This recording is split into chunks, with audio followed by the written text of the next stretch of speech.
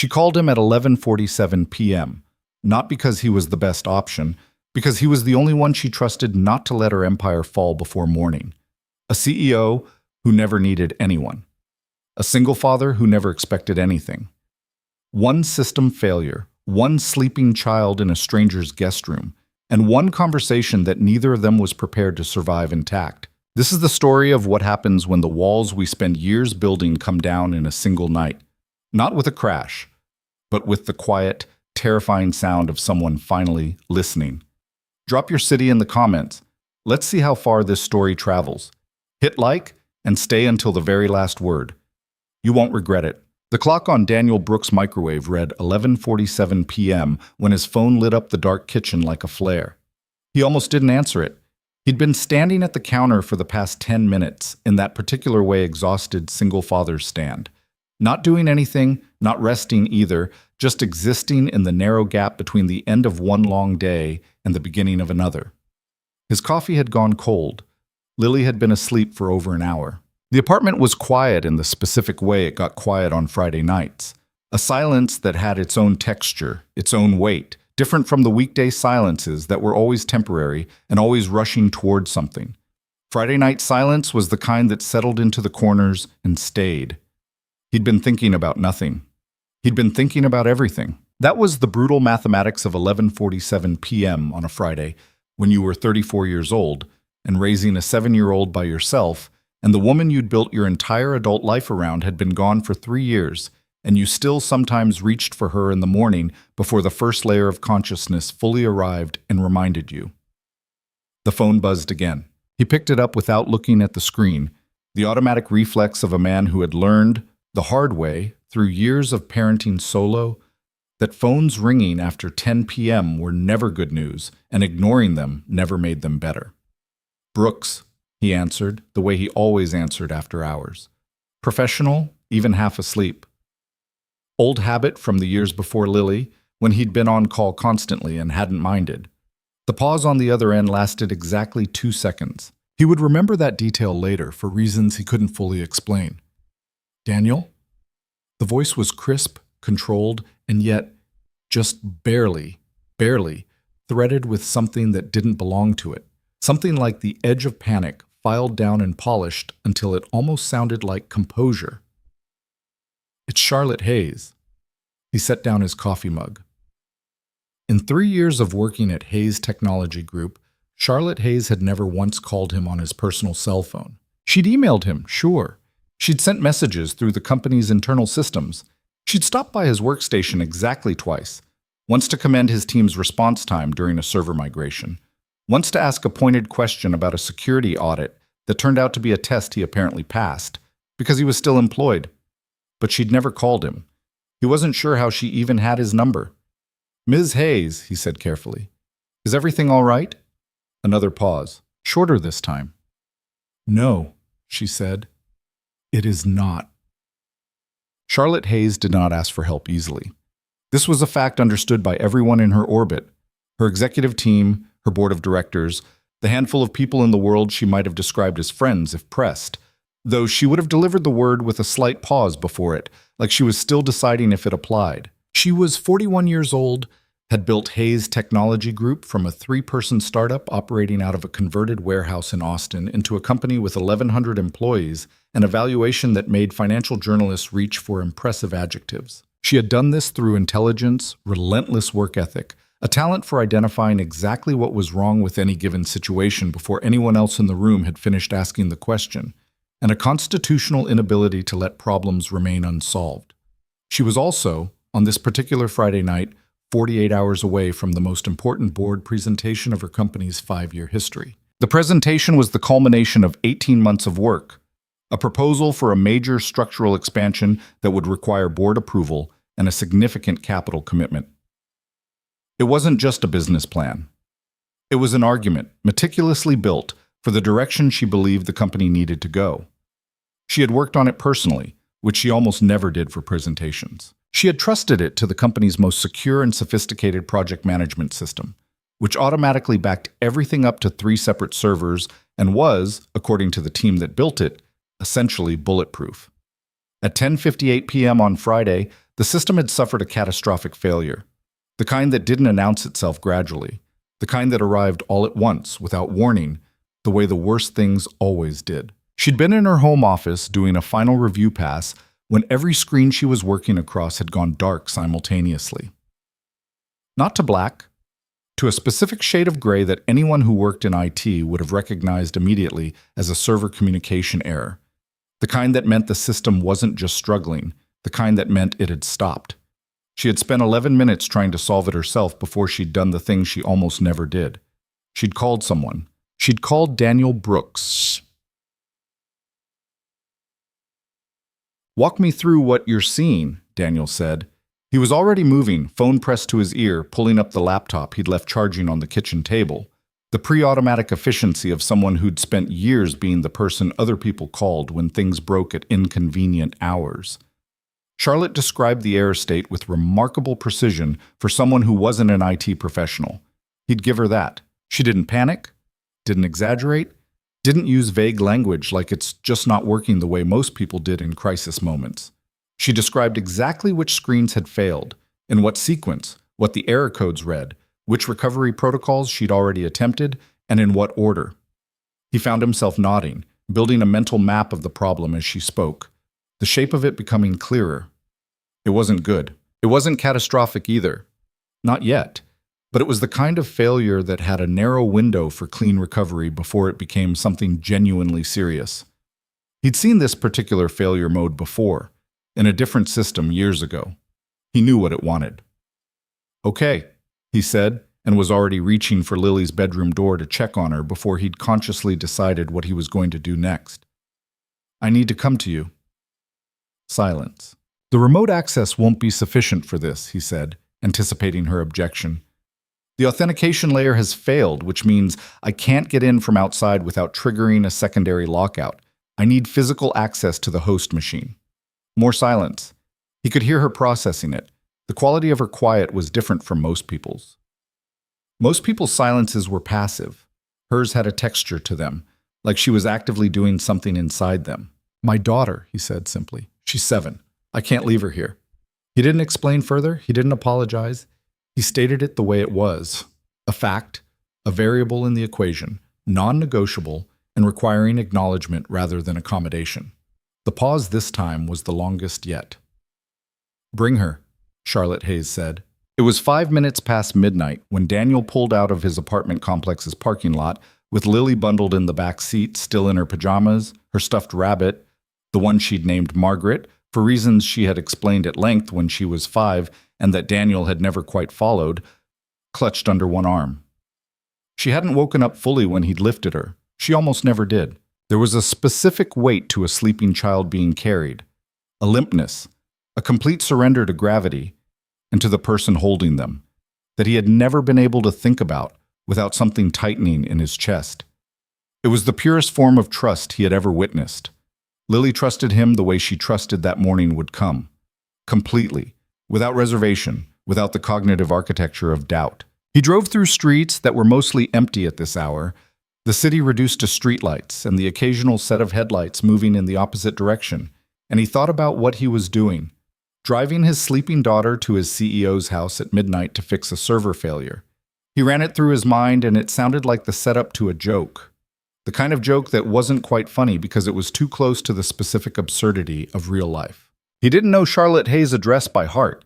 She texted it to him after they'd hung up, and it had loaded in his navigation app with a small property thumbnail that suggested she lived in the kind of neighborhood he'd driven through but never had a reason to stop in. The houses there weren't ostentatious in the way expensive houses sometimes were. They didn't announce themselves. They sat back from the street behind carefully maintained landscaping, their scale only apparent when you were close enough to compare them to ordinary reference points. He thought about Charlotte Hayes and found that he didn't think of her often, which was strange for someone who technically controlled the shape of his professional life. She was present in the way that weather was present, a condition of the environment rather than a feature of it. You didn't think about the sky when the sky was just being the sky. You thought about it when it changed. He'd had maybe a dozen direct interactions with her in 3 years. He could remember each of them with unusual clarity, which told him something he'd never examined too closely. She was memorable not because she tried to be, but because of an intensity of presence that she seemed entirely unaware of. A quality of attention when she focused on you that felt like being in a spotlight, not uncomfortable, just specific. Like being the only thing in a room that mattered at that particular moment. He knew, the way everyone at Hayes Technology knew, the outline of her story. The company built from nothing, the personal sacrifices that kind of building required, the reputation for coldness that he'd always privately thought was less coldness than it was the particular armor that brilliant, driven women learned to wear early and never quite figured out how to take off. He didn't know her. Not really. He knew her the way you knew anyone you'd only ever seen in professional context. A collection of observable behaviors assembled into an impression, reliable only in the specific conditions where it had been formed. He was about to meet her in different conditions entirely. The navigation app announced his turn, and the street it directed him onto was quiet and wide. The houses set back behind iron gates and old trees whose roots had long ago made peace with the sidewalk. The gate was already open when he arrived. That small detail stuck with him. She'd opened it before he got there, which meant she'd been watching for him, which meant the composure in her voice had been harder won than it sounded. He pulled through slowly, Lily's reflection in the rearview mirror, a small, still shape in the back seat, and followed the curved driveway to a house that was large and beautiful in the understated way of things built for longevity rather than impression. Charlotte met him at the front door before he'd turned off the engine. She was dressed in a way he'd never seen her. Dark gray sweatpants, a loose cream-colored sweater, her dark hair pulled back in a ponytail that had the look of something assembled quickly and practically rather than with intention. No heels, no structured blazer, no the precise geometry of put-together professionalism that was as much her signature as her name. She looked like a person. He'd known, obviously, that she was a person. But knowing something and experiencing its evidence were different operations, and the woman standing in the warm light of her own front doorway at 12:15 in the morning looked startlingly, almost uncomfortably human. "Thank you for coming," she said, and her eyes went immediately to the bundle in his arms. Lily, still asleep, Margaret the rabbit dangling from one small hand. Something shifted in Charlotte's expression. Not softening exactly, more like recognition of something unexpected, like she'd prepared for one situation and found another one waiting. "She won't be any trouble," Daniel said. "She sleeps through most things." "Of course." Charlotte stepped back to let them in, and her voice had recovered its composure entirely by the time she added, "There's a guest room, third door on the left, up the stairs. She can sleep there while you work." He nodded. He followed her directions without needing them. The house's interior had its own logic, warm and quiet and curated with the precision of someone who'd spent real time thinking about what she wanted to live inside. It wasn't cold, which surprised him. He'd expected cold. He'd expected the interior aesthetic of ambition, clean lines, minimal sentiment, the kind of space that looked like it had been designed for an architectural photograph rather than for habitation. Instead, there were books everywhere. Real books with broken spines and post-it notes bristling from their pages. A reading chair by the living room window that had been used enough to show it. The cushion compressed in the particular way of furniture that belonged to someone's life rather than someone's image. Photographs on the walls, most of them landscapes rather than portraits, but not the generic artwork of a hotel. Places that meant something. He could tell, without knowing why exactly, that they meant something. He settled Lily into the guest bed, tucking Margaret in beside her, pulling the blanket up with the particular practiced economy of a man who'd done this 10,000 times. Lily didn't stir. She was profoundly asleep, in the way only children could be, a depth of unconsciousness that looked almost philosophical. He stood there for a moment, watching her breathe. Then he went to fix Charlotte Hayes's problem. The damage was worse than he'd estimated from her description, and better than it could have been. Charlotte had set up her primary workstation in a home office that connected to the kitchen, a large, light-filled space during the day, he imagined, but at this hour lit by task lighting and the glow of multiple screens, some of which were now showing the gray error state she'd described, and some of which were still functional, running on the secondary network she'd been smart enough to isolate before the cascade spread. "Good thinking," he said, nodding at the isolated secondary system, separating this before the failure could propagate. She stood in the doorway between the office and the kitchen, arms crossed, watching him settle in front of her main terminal. It seemed logical, contain before addressing. Most people don't think that clearly when they're panicking. A pause. I wasn't panicking. He glanced at her over his shoulder. She looked back at him steadily, and there was something in the exchange, a beat of mutual honest assessment, that felt different from anything they'd had before. At the office, every interaction was framed by structure, by hierarchy, by the invisible architecture of professional context that told both of them exactly who they were to each other. Here, there was no frame. Just two people in a kitchen at midnight, one of them needing something from the other. You were a little panicking, he said. Another pause. And then, quietly, something that wasn't quite a smile but was in the same territory. Perhaps a little. He turned back to the screen. I'll take about an hour, maybe 90 minutes. You don't have to stay up. I'm not going to sleep. Then there's coffee going cold on your counter. He'd spotted it when he came through.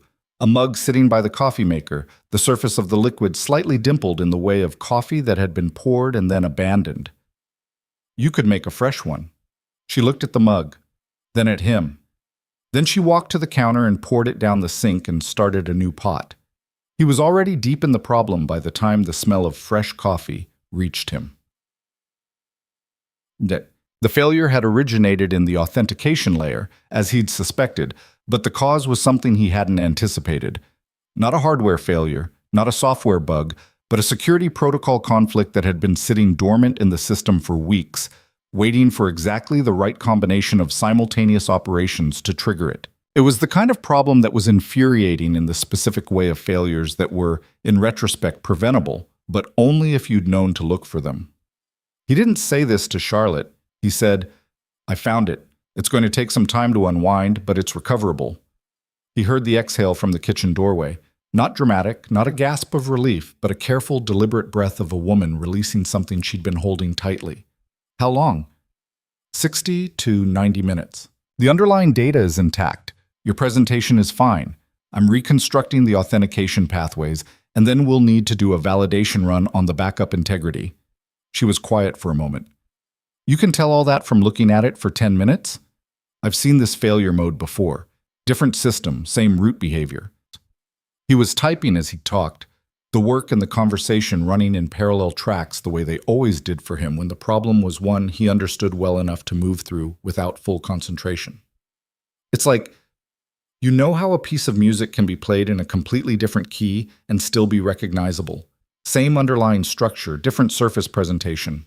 He hadn't planned to say that. It was the kind of comparison he made in his own head, but rarely offered aloud, because people in professional contexts tended to want technical language rather than analogies. But Charlotte said, that's an interesting way to describe it. Not humoring him, not politely dismissing him. Genuinely engaged the way she got in meetings when something surprised her. The quality of her attention sharpening rather than softening. You play music? He asked. I used to. Sing.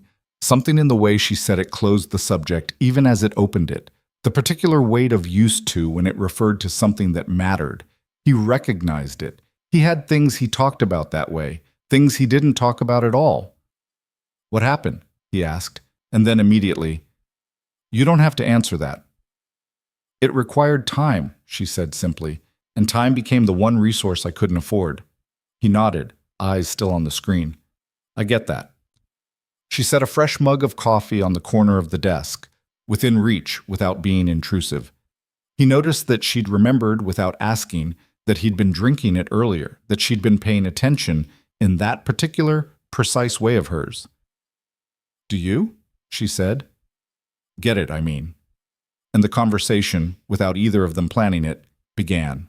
It started with work, with his work, specifically, because the problem he was solving was naturally a subject, and he was the kind of person who thought out loud when he worked, narrating the logic of what he was doing in a quiet, running commentary that he'd developed over years of working alongside people who needed to understand what he was fixing rather than just waiting for it to be fixed. Charlotte listened in the kitchen doorway at first. Then she moved to the marble island, bringing her coffee, settling onto one of the high stools with the quality of someone who had decided to be somewhere. She wasn't observing him the way executives sometimes observe technical work, with that particular expression of polite, uncomprehending patience. She was actually following it. The authentication layer failed because of a conflict between the legacy security protocol and the new compliance patch that IT pushed through 3 weeks ago, he said, without looking up. The two systems have been running incompatibly for 23 days, and tonight the presentation system tried to execute 3 operations that individually each system could handle, but simultaneously created a command conflict neither was designed to manage. The patch from October 15th. He did look up then. You know about the patch? I approved the deployment timeline. She cupped her coffee with both hands. I didn't read the technical specifications in sufficient detail. No one expected this interaction. It's not in the documentation as a known risk. Then it should have been. He looked at her for a moment. You're going to be hard on your team for this. I'm going to ensure my team has better processes for identifying systemic interaction risks. She said it without edge, without defensiveness. That's not the same as being hard on them. Sometimes it feels the same, from their side. The sentence landed. He knew immediately that it was the most direct thing he'd ever said to her, more direct than anything he'd have said in a professional context, where the hierarchy between them made that kind of observation automatically improper. But they weren't in a professional context. They were in her kitchen at 12:45 in the morning, and something about that, the hour, the silence, the coffee, the sleeping child upstairs, the raw fact of one person needing something from another, had dissolved whatever filter he normally kept in place. He expected her to respond the way powerful people often responded to honesty about their effect on others. With distance. With the particular controlled retreat of someone returning to the position that made them comfortable. Instead, she said, "Tell me about your team," and not as deflection, as genuine curiosity. My team? You manage 7 people. I read your last 2 performance reviews, the ones you submitted on your direct reports. They're not standard performance review language. She tilted her head slightly. They read like you know who those people actually are. He was quiet for a moment, surprised in a way he hadn't expected to be surprised. I do know who they are, he said finally. That's kind of the minimum requirement for managing them well. It's not standard practice. Maybe it should be. She looked at him steadily over her coffee mug. Maybe it should be, she agreed quietly. The authentication reconstruction was 40% complete. The house around them was very still. Outside the kitchen window, a security light illuminated a back garden that was immaculate and somehow solitary-looking, the way gardens looked at night when they existed primarily for daylight. Can I ask you something? Daniel said. He was back on the screen now, typing steadily. You can ask. This presentation, Sunday morning, I know it's the expansion proposal. The whole team knows. There's been talk. He paused. But you worked on this one personally. I noticed in the file metadata. The core documents have your direct edits. She was quiet for a moment. Is that a question? Not yet. He glanced at her. Why does this one matter more to you than the others? Another long pause. Not the pause of someone deciding whether to answer, he thought, but the pause of someone deciding how honestly to answer. Because it's the direction I believe in, she said at last. Not a direction the market is pointing toward. Not a direction the board has suggested. Not a direction that looks good in a trend analysis. It's the direction I've thought about for 5 years and haven't been able to fully pursue because there were always more immediate things demanding attention. She looked down at her coffee. At some point, you either believe in the thing you say you believe in, or you stop saying it. He didn't say anything. She glanced up at him. That probably sounds more philosophical than you expected at 1 a.m. No, he said. It sounds like the truest thing you've said tonight. The silence that followed wasn't awkward. It was the specific silence of 2 people who have reached, unexpectedly, a real moment of conversation. The kind that couldn't have been manufactured or scheduled. The kind that only arrived by accident. At 1:16 a.m., Daniel said, "Tell me about when you started the company." Charlotte looked at him. "While I'm running the validation sequence," he said, not looking up from the screen, "it'll take 40 minutes, and I can monitor it without full attention. You might as well talk." "Why do you want to know?" "Because you've asked me about my work for the past hour, and I've told you things I don't generally say at the office." A pause. "Seems fair." She was quiet for long enough that he thought she was going to decline. Then she said, "I was 28. I had $43,000 in a savings account that was supposed to be for a house, a two-bedroom apartment with a very bad water pressure problem, and a business plan that three separate investors had told me was either ahead of its time or fundamentally misconceived with approximately equal conviction. What did you think it was? Neither. She stood up from the stool and walked to the kitchen window, looking out at the dark garden. I thought it was right. Not cleverly right, not visionary. Just right. The way you sometimes know something is right before you can fully articulate why, and the articulation comes later and you realize the knowing was the real thing all along. What happened to the $43,000? It became the first payroll. A brief pause. And then I didn't have a house. Did you miss it? The house? She turned to look at him, and there was something in her expression, not vulnerability exactly, but the neighboring country to it, the territory you had to pass through to get there. I missed having chosen it, she said. The house itself didn't matter.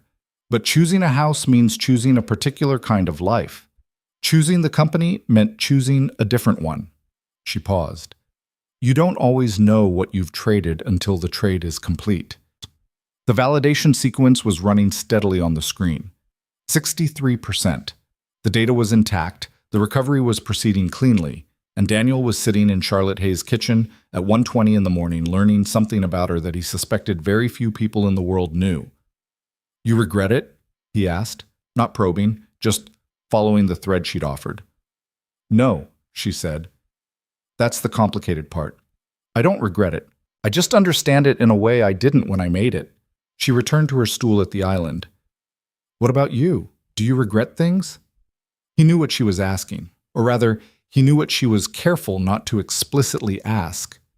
He'd mentioned Lily when they were setting up the arrangement, and Charlotte was clearly intelligent enough to have connected what she already knew from HR records, that Daniel Brooks was a widower, that he was raising his daughter alone. She wasn't asking about his wife directly.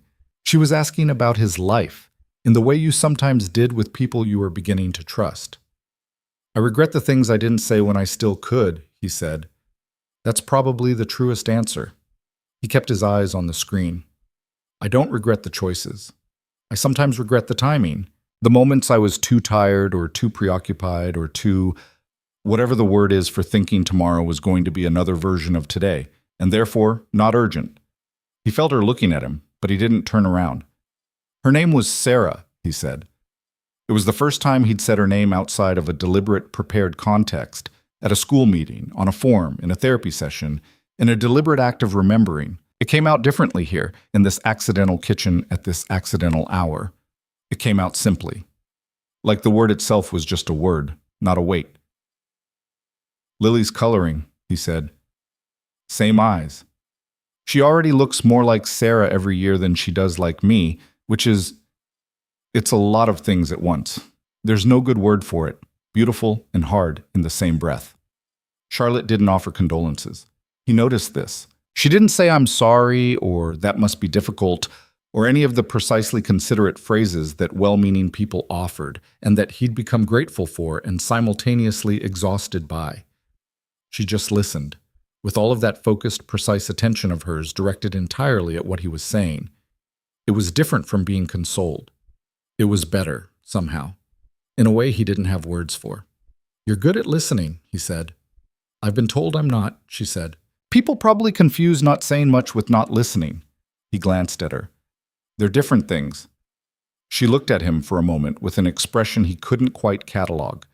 Not a look he'd seen on her face before, because he'd never been in a context before where she'd had occasion to make it. Then she looked down at her coffee. The last time someone told me I was good at listening, she said quietly, I was 26 years old. He didn't ask who had said it. He had the sense that the answer was a door she wasn't ready to open, and he had enough such doors of his own to understand how they worked.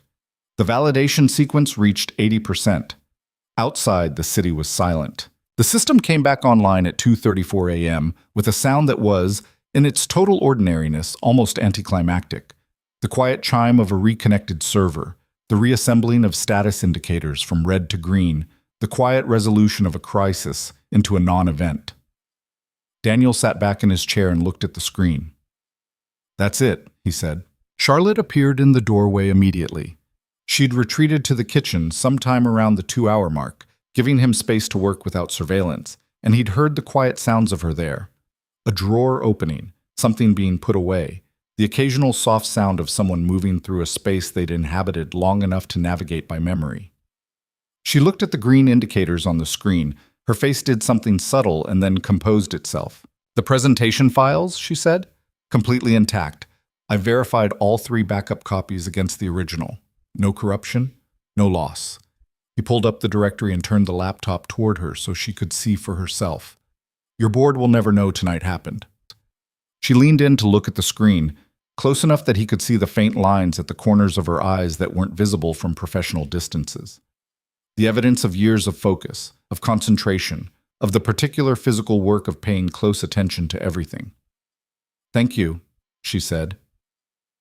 And unlike the thank you for coming she'd offered at the door, that one careful, managed, contextually appropriate, this one was different. This one came from a different place. He could hear it. "It's my job," he said. "It was 11:47 on a Friday night," she said. "It wasn't your job. It was above and beyond, and you know it." He didn't argue. It was true. He began closing out the work terminal, restoring the system to its default states, clearing the session logs. The systematic habits of someone who'd learned to leave things cleaner than he found them. "Before you go," Charlotte said, and he noticed the slight pause before she continued, the almost imperceptible gathering of something. "I want to talk to you about something. Not tonight. You should get Lily home, but Monday. Would you have time to come by my office Monday morning?" He turned to look at her. "Am I in trouble?" "No." Something that was definitively a smile this time, not large, not performed, but real and oddly private. "Not even close." He nodded, puzzled and vaguely curious in a way he'd have to sit with over the weekend. "Monday morning, sure." He began to pack his bag. Charlotte disappeared upstairs first to check on Lily before he did, a gesture he hadn't asked for and hadn't expected, and which stopped him for a moment when he registered it. She'd gone to check on a sleeping child that wasn't hers, in her house at 2:30 in the morning, for no reason other than that the child was there, and it seemed like the right thing to do. When he came upstairs, Charlotte was standing quietly in the hallway outside the guest room door. Not in the room. She hadn't gone in. She'd just stood there for a moment, the door open a few inches, and then stepped back. She looked at him when he reached the top of the stairs. "She's fine," Charlotte said. "She's sleeping very peacefully." Something about her expression was careful in a way that had nothing to do with composure. Daniel went in and gathered Lily, the small, trusting weight of her, Margaret clutched tight. And she made a small sound without waking, settling into his shoulder with the automatic precision of long practice. He carried her down the stairs and out to the car. Charlotte stood in his doorway and watched them go with an expression he didn't have the angle to see clearly. He drove home through streets that were beginning to lighten at the edges, the city not quite dawn, but beginning to remember that dawn was coming. Lily slept against the window. He thought about the kitchen and the coffee and the particular quality of 2 in the morning honesty that didn't belong to any other hour. He thought about what Charlotte had been about to say, and didn't, standing in that hallway outside the guest room door. He thought about Monday morning. He drove home and put Lily to bed and stood in the kitchen for a few minutes with the silence of his apartment around him. A different silence now, somehow, than it had been 6 hours before. He didn't examine why. He went to bed. But it was a long time before he slept. The weekend had a strange texture to it. Daniel noticed it Saturday morning when he woke up at 6:45. Earlier than Lily, earlier than he needed to be, the apartment still dark, and the city outside still running on its weekend schedule of muted traffic and occasional birdsong. He lay in bed for a few minutes in the specific horizontal stillness of someone who is awake but hasn't yet committed to the day, and he thought about the night before with the slightly surreal quality of something that had happened in a different register than ordinary life. He'd been to Charlotte Hayes' house. He'd sat in her kitchen for 2.5 hours. They'd talked, actually talked, the way he hadn't talked with someone new in longer than he wanted to calculate. He'd said Sarah's name. Not as a practiced utterance, not in the controlled context of a therapy session or a school enrollment form, or one of Lily's periodic, heartbreaking questions about what her mother had been like. He'd said it in passing, naturally, The way you said the names of people who were simply and permanently part of your life, whether they were present or not. He wasn't sure how he felt about that. He got up and made coffee and stood at the kitchen window while it brewed, watching the parking lot below take on the gray early light, and he decided that how he felt about it was a question he'd put aside for now. He was good at that, at filing things in the part of his mind that was accessible when he was ready for them and otherwise quiet. It was a skill he'd developed out of necessity after Sarah died, when the alternative to filing things carefully was being consumed by them entirely. Lily woke up at 7:15 and came into the kitchen with Margaret under her arm and her dark hair in the spectacular disorder it achieved after sleep, and she climbed onto the counter stool and looked at him with the unfiltered directness of small children who hadn't yet learned to soften their observations. "We went somewhere last night," she said. It wasn't a question. "We did. You were asleep." "I know. I woke up in a different bed and then I went back to sleep." She considered this with the equanimity of a child who'd been carried to and from enough situations to take it in stride. "Whose house?" "Someone I work with." "The house smelled like those flowers," Lily said. "The purple ones." "Lavender."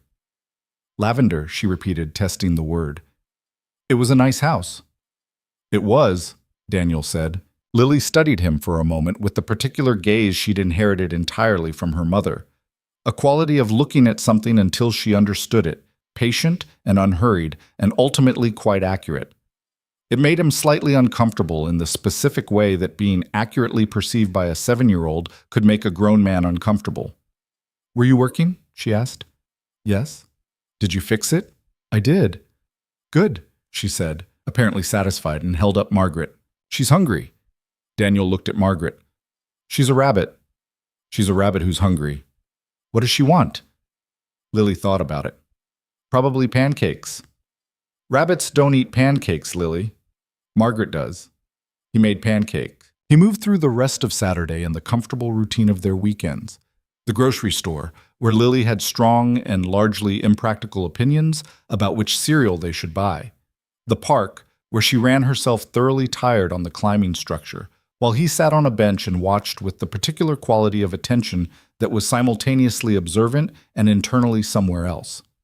He was good at this split presence. It was the mode of solo parenthood that no one warned you about, the way you could be wholly there, body and eyes and responsive to your child's every movement, while a separate track of your mind was running some other process entirely.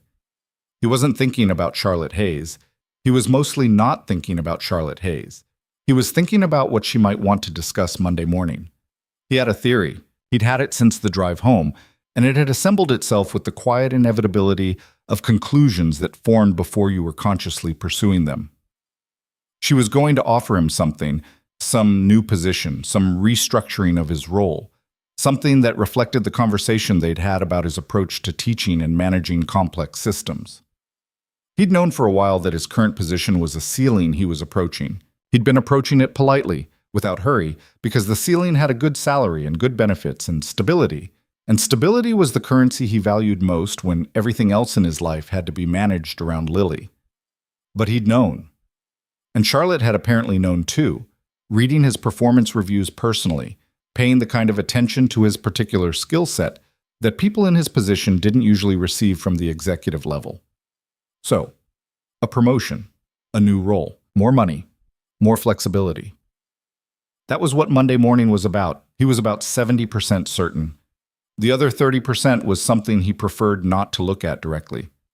He watched Lily on the climbing structure, her thin arms pulling herself up with the fierce concentration of someone who hadn't yet learned that things were supposed to be hard, and he thought about Charlotte standing in the hallway outside the guest room.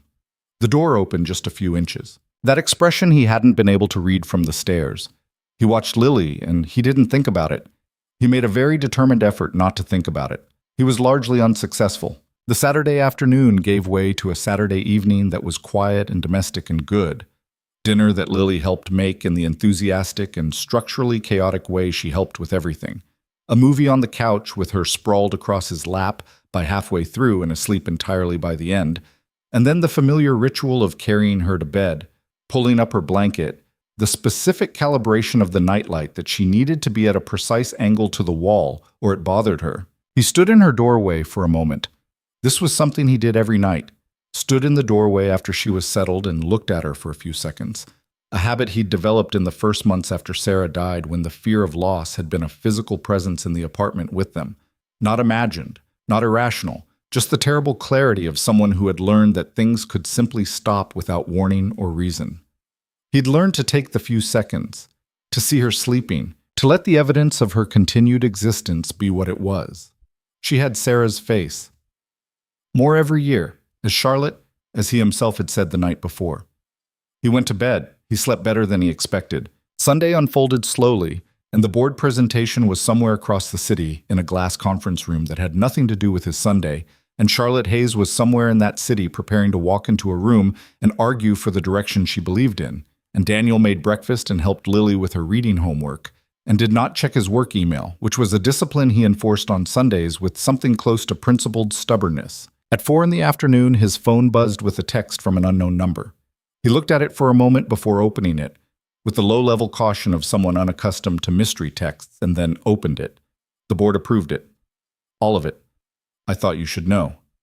C.H. He stared at the screen. She had texted him to tell him that.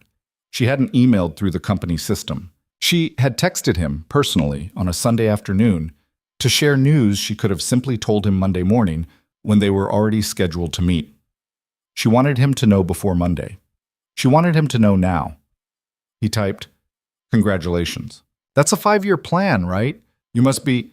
and then stopped because he'd been about to type relieved and then thought it was more than that, and then thought that happy was probably too casual, and then sat there for a moment feeling faintly ridiculous about the careful weighing of a text message word choice. He typed, "Congratulations. That's everything you worked for." And then, after a pause, "Well done." He sent it and put the phone face down on the table.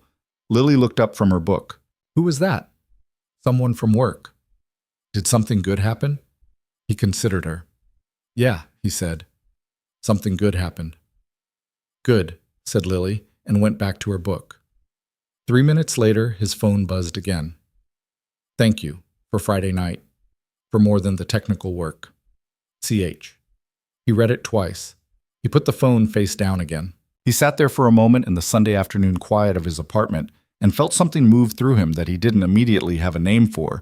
Not quite hope, not quite apprehension, but the particular aliveness that arrived in the presence of something new, something that hadn't been there before, something that had arrived in a kitchen at midnight and had apparently decided, without consulting him, to stay.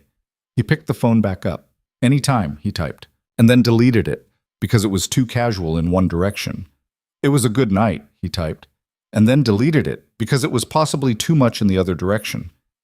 He sat there for another 30 seconds feeling absurd. He typed, Monday morning, we'll talk then. Sent it, put the phone down. Lily said without looking up from her book, You're making a weird face, Daddy. I'm not. You are. You're doing the one where something's funny, but you're trying not to smile. He was, in fact, doing exactly that face. Read your book, he said. She smiled at her book instead of at him, which was somehow worse and better simultaneously, and he sat in the Sunday afternoon and let the feeling, whatever it was, he wasn't naming it yet, he refused to name it yet, simply exist in the room with him, without requiring definition. He was 34 years old. He had a 7-year-old daughter and a Saturday grocery routine and a job he was good at and a life that was full in the ways that mattered even when it was quiet, in the ways that sometimes ached. He had learned, in 3 difficult years, to value what was present rather than mourn what was absent. And he had gotten good at it, genuinely good, the kind of good that stopped being performance and started being true. He wasn't, he told himself firmly, going to complicate things. He made dinner. He went to bed. He definitely, absolutely, did not think about Charlotte Hayes. Except for the parts where he did. Monday arrived with the particular quality of Monday mornings in offices. The resumption of motion after stillness, the repressurization of spaces that had been temporarily relieved of their own weight. The Hayes Technology Group building in downtown Austin was a 14-story glass and steel structure that managed to look both modern and deliberately unpretentious, which Daniel had always thought was very much of a piece with the woman who'd chosen it. He arrived at 7:50, earlier than his usual 8:15, which he told himself was because he had emails to catch up on and was not at all because he'd woken up before his alarm and found himself dressed and ready 40 minutes ahead of schedule with no particularly good explanation. He said good morning to the security desk, took the elevator to the 6th floor where his team sat, and spent 45 minutes doing exactly what he'd told himself he was there early for, catching up on emails, reviewing the weekend system logs, checking in on the status of a server migration project that had been running across the weekend. He was focused, he was professional, he was entirely himself, entirely present, entirely unremarkable. At 8:55, he took the elevator to the 14th floor. Charlotte Hayes' executive assistant, Marcus, was already at his desk when Daniel stepped off the elevator. A compact, efficient man of approximately 45 who had been with Charlotte for 7 years and operated with the calibrated discretion of someone who had made protecting his employer's time and attention the central project of his professional life. He looked up when Daniel arrived. "Mr. Brooks," he said, "she's expecting you. 5 minutes." Daniel sat in one of the chairs in the waiting area and thought about how different this floor felt from the 6th. It wasn't just the quality of the furniture, though that was unmistakable. The kind of quiet, intentional design that announced itself through what it didn't do rather than what it did. It was the particular weight of the air up here, the sense of things mattering at a specific pitch that was different from the mattering at other pitches that happened on every other floor. He'd been up here before. Not often. It always felt like this. Marcus's phone buzzed softly. He looked at it and said, "You can go in."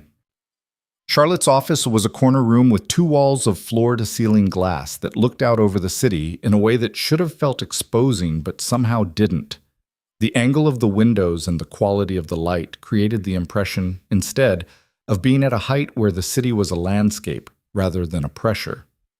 She was standing at one of the windows when he came in, looking out at the morning, and she turned when she heard the door. She was in her work clothes now. The precise, considered presentation of Charlotte Hayes at her office.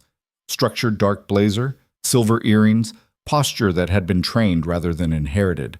She looked nothing like the woman in the cream sweater with the ponytail assembled in a hurry at midnight. She looked exactly like the woman he'd spoken to in that kitchen. He understood for the first time that those were the same person. "Daniel," she said, "sit down." He sat. She moved to her desk, not sitting behind it, but perching on its edge in a way that eliminated the furniture as barrier dynamic, which he noticed as a deliberate choice. She was making this conversation lateral rather than hierarchical. She was choosing that. "The board approved the expansion plan," she said. "I saw your message. Congratulations." "Thank you." She looked at him steadily. "It changes some things. The structural reorganization it requires means we're creating several new positions in the next quarter. I've been thinking about one of them in the context of a conversation you and I apparently weren't capable of having until 11:47 on a Friday night." He almost smiled. "What position?" "Director of Systems Integration and Training," she said. "It's a new role. We haven't had a defined structure for it because we haven't had the organizational scale to require it. The expansion creates that scale." She picked up a folder from her desk and held it out to him. "The full description is in here, but the short version is this. You would be responsible for building and managing the integration architecture between our legacy systems and the new platforms the expansion requires, and simultaneously developing and running the internal training programs for our technical staff. Teaching complex systems, which is, if I recall correctly, something you described at approximately 1:30 in the morning as the specific skill that makes the work meaningful to you." He took the folder. He opened it. He looked at the description for about 4 seconds before he looked up again. "The salary," he said, "is a 38% increase from your current compensation." He kept his face very still. "There's also a flexibility component built into the role structure," she said, and her voice changed almost imperceptibly. Not losing its composure, but becoming something adjacent to careful. "The position requires results rather than hours. Your schedule is your own as long as the work is delivered. I'm aware that you have—" She paused, and the pause had the quality of someone selecting a word with unusual precision. "Responsibilities that require a certain kind of flexibility." Lily, she meant Lily. She was building the job around his daughter's existence without being asked, without making it something he had to negotiate for or justify or apologize for. He looked at the folder in his hands and felt something shift. Not dramatically, not with the quality of revelation, but with the quiet, certain settling of something that had been slightly off balance finding its level. "I want to accept this," he said slowly. "But I need to tell you something first." She waited. "Friday night, the conversation we had." He stopped, organized himself, started again. "I think we both know that wasn't a standard late-night work call. Something happened in that conversation that isn't contained to the professional context."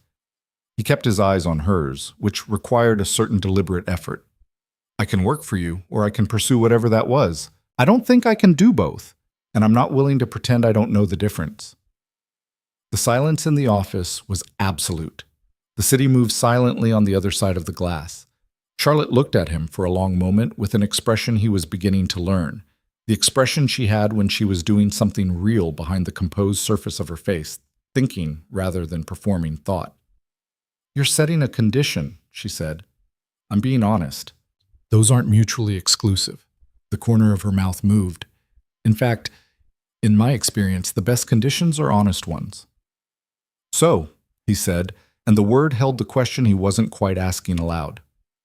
"So," she said, and he heard in her voice the particular weight of someone who was accustomed to controlling the variables of every room she entered and who had, in this moment, decided not to. "The role is yours if you want it. The other thing is—" She stopped, and it was the first time he'd heard her stop in the middle of a sentence in a way that wasn't strategic. "New. I don't have language for it yet. That's honest. I've been told I'm not always that." "By who?" The near smile returned. "Various people who were wrong about various things." He looked at the folder in his hands. He thought about 38%. He thought about schedule flexibility and what that meant in practical terms. Picking Lily up from school without calculation. Being at her performances without negotiation.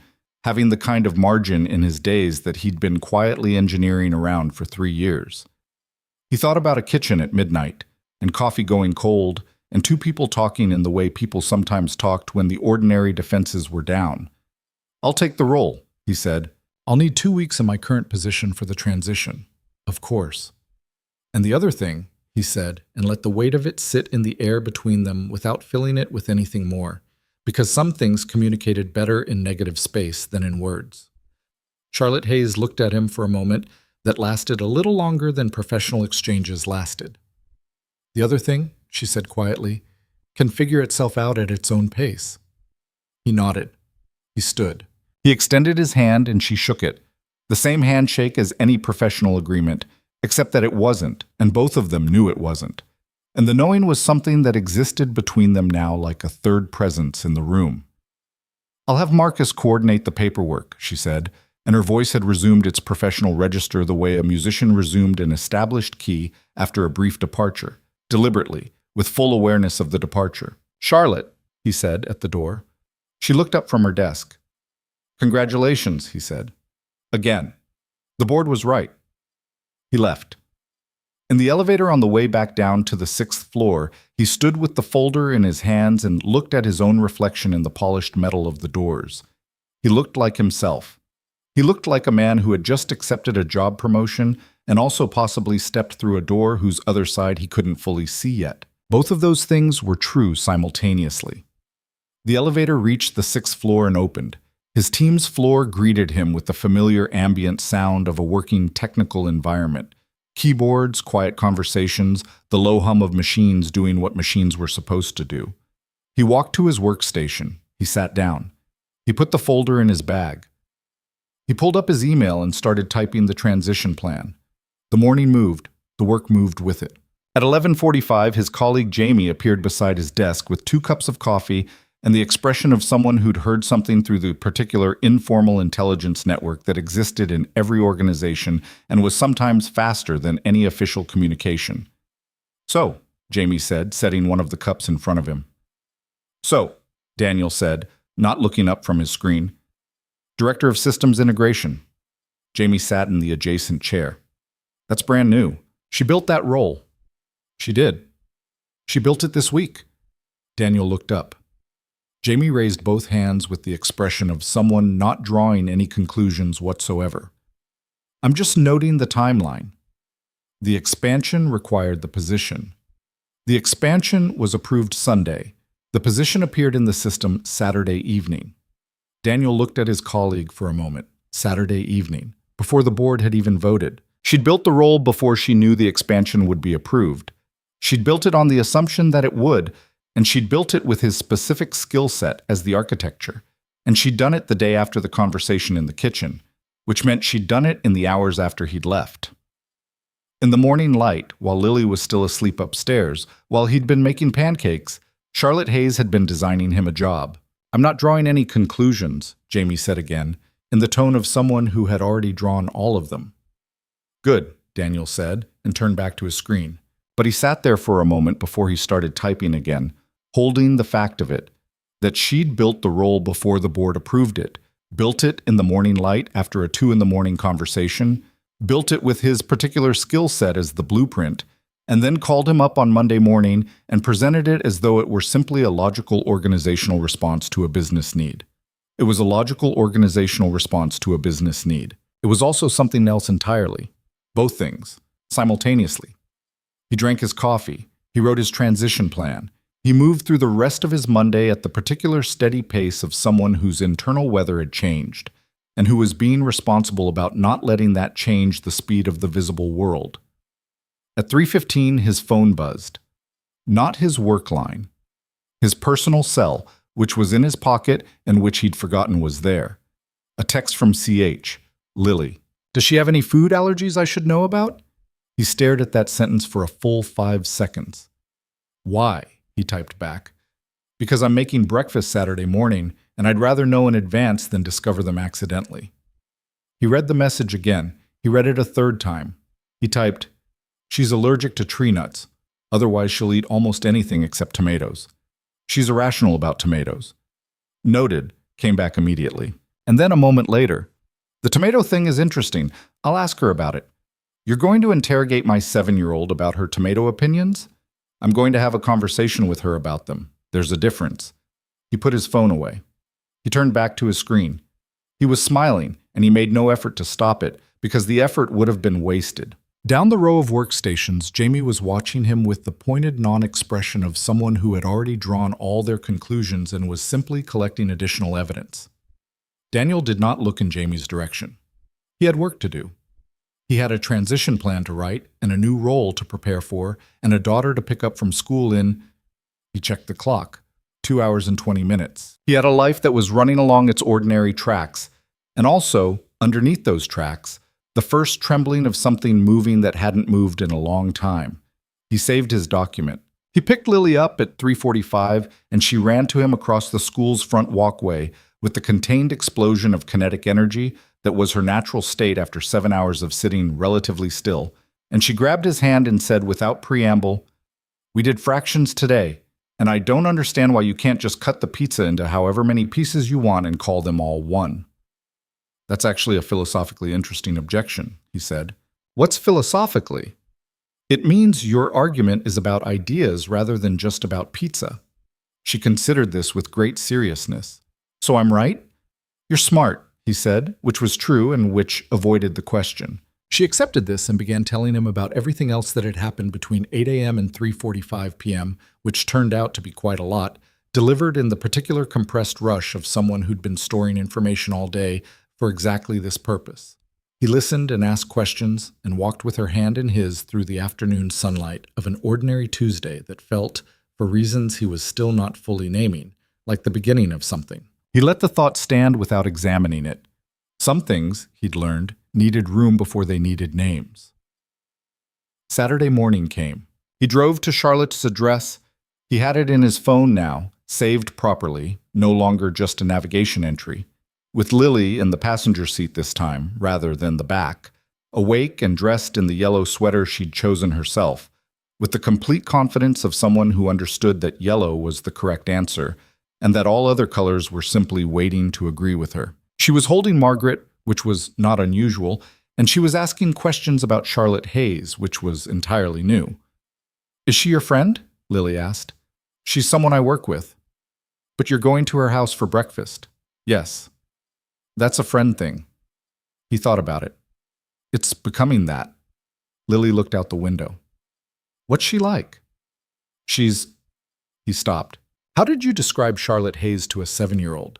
How did you translate that complexity, the precision and the warmth that lived underneath it, and the particular quality of her attention, and the books with the broken spines, and the chair by the window, and the voice at midnight that had sounded briefly like panic before it remembered not to, into terms accessible to someone who measured people primarily by whether they were interesting and whether they were kind?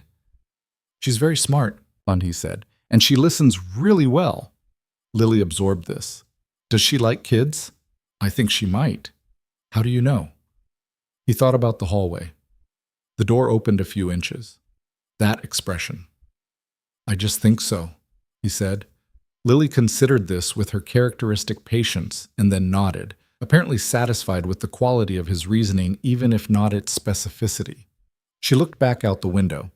I brought Margaret in case she needs something to hold, Lily announced. Some people are better at talking if they have something to hold. Daniel looked at his daughter. Sometimes she said things that were so accurate and so simple that they arrived with the force of something much larger than the words themselves. Small illuminations, thrown by a 7-year-old with her mother's eyes and her mother's quality of looking at things until she understood them. That's very thoughtful, he said. Lily shrugged with the elaborate casualness of someone who knew they'd said something good and was declining to acknowledge it. I know, she said. The gate was open when they arrived. Charlotte met them at the door. She was in jeans and a light blue shirt with the sleeves rolled up, her hair down rather than tied back, and she looked different again.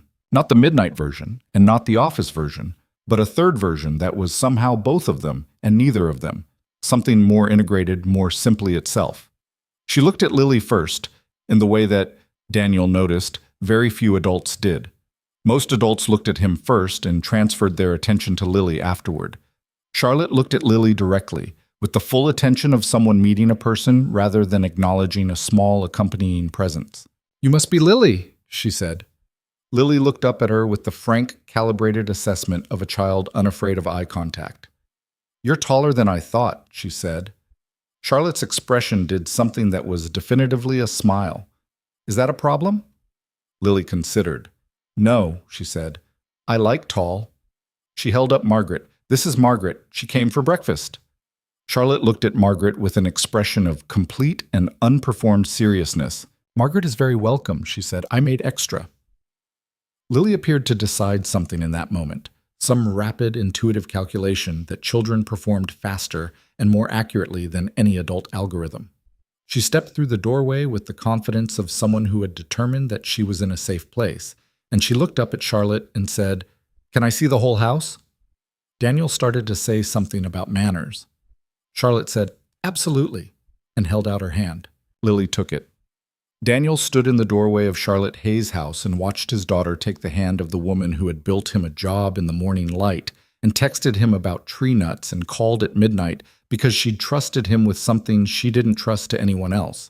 And he felt the full measure of the moment, its ordinary beauty, its particular weight, the complicated and fragile and completely alive thing it was. He stepped inside. The door closed behind him. Somewhere ahead of him, he could hear Charlotte's voice, measured and warm, answering some question of Lily's with the kind of genuine attention that a child could feel and always responded to, and Lily's voice coming back with the specific bright frequency of a child who felt seen, who felt interesting, who felt like her questions were the right kind of questions to be asking. He stood in the hallway for a moment and let himself feel it, all of it, the complexity and the hope, and the thing he was still not quite ready to name, which was that the silence in his life was changing its quality, not disappearing, not pretending the past 3 years hadn't happened, but changing, opening, the way a room opened when a window was raised and air moved through it for the first time in a long while. He followed the sound of their voices into the kitchen. The smell of breakfast was everywhere. The breakfast was Eggs Benedict, which Charlotte had apparently decided upon after consulting 2 cookbooks and a considerable amount of personal conviction. Daniel discovered this when he walked into the kitchen and found her at the stove with the focused expression she wore in board meetings, The one that communicated that whatever was happening in front of her was receiving the full weight of her analytical capability and would not be permitted to fail. There was hollandaise in a double boiler. There were perfectly poached eggs resting on a paper towel. There was a small notebook open on the counter with what appeared to be timing notes written in her precise architectural handwriting. Lily was perched on a bar stool at the island, having apparently completed her tour of the house, and returned with a verdict that she was now delivering in the thorough, unprompted way she delivered all verdicts. "The library is my favorite room," she announced to the room in general, swinging her feet against the island's base in a rhythm that had nothing to do with any external tempo. "There are books everywhere, and some of them are really old, and Charlotte said I could touch them if I was careful, and I was careful because I'm always careful with books." "You folded the corner of your school library book last week," Daniel said. Lily looked at him with the expression of someone encountering an irrelevant technicality. "That was a school book. It's different." Charlotte glanced over her shoulder from the stove, and the expression she exchanged with Daniel over Lily's head was brief and precise and unmistakably conspiratorial. The shared look of two adults who have simultaneously registered the same small, delightful absurdity and are acknowledging it to each other without disturbing it. It was such a natural exchange that he almost missed its significance. Almost. "Sit down," Charlotte said to him, nodding at the island. "Coffee's ready. Don't touch the hollandaise." "I wasn't going to touch the hollandaise." "You were looking at it." "I was observing it." "Same thing." She turned back to the stove. "It's at a critical temperature." Lily looked between them with the alert attention of someone filing information. "She's very serious about eggs," she told Daniel. "She's very serious about most things," Daniel said. "I can hear both of you," Charlotte said without turning around. Lily smiled at her eggs plate, already set out, waiting, Charlotte having apparently anticipated that a 7-year-old's patience for the completion of hollandaise would be limited and having pre-staged accordingly.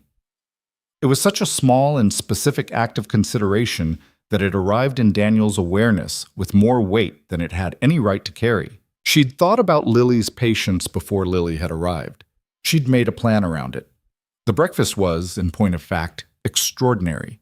Not just technically, though the hollandaise was properly emulsified and the eggs were poached to exactly the right degree of softness, and the English muffins had been toasted to a color that suggested Charlotte had opinions about toast, but in the way it existed as an occasion. Charlotte sat across the island from them both, and the morning light came through the kitchen window at an angle that turned everything amber, and Lily talked with the inexhaustible energy of a child who had found two people willing to listen simultaneously, which was twice the usual number.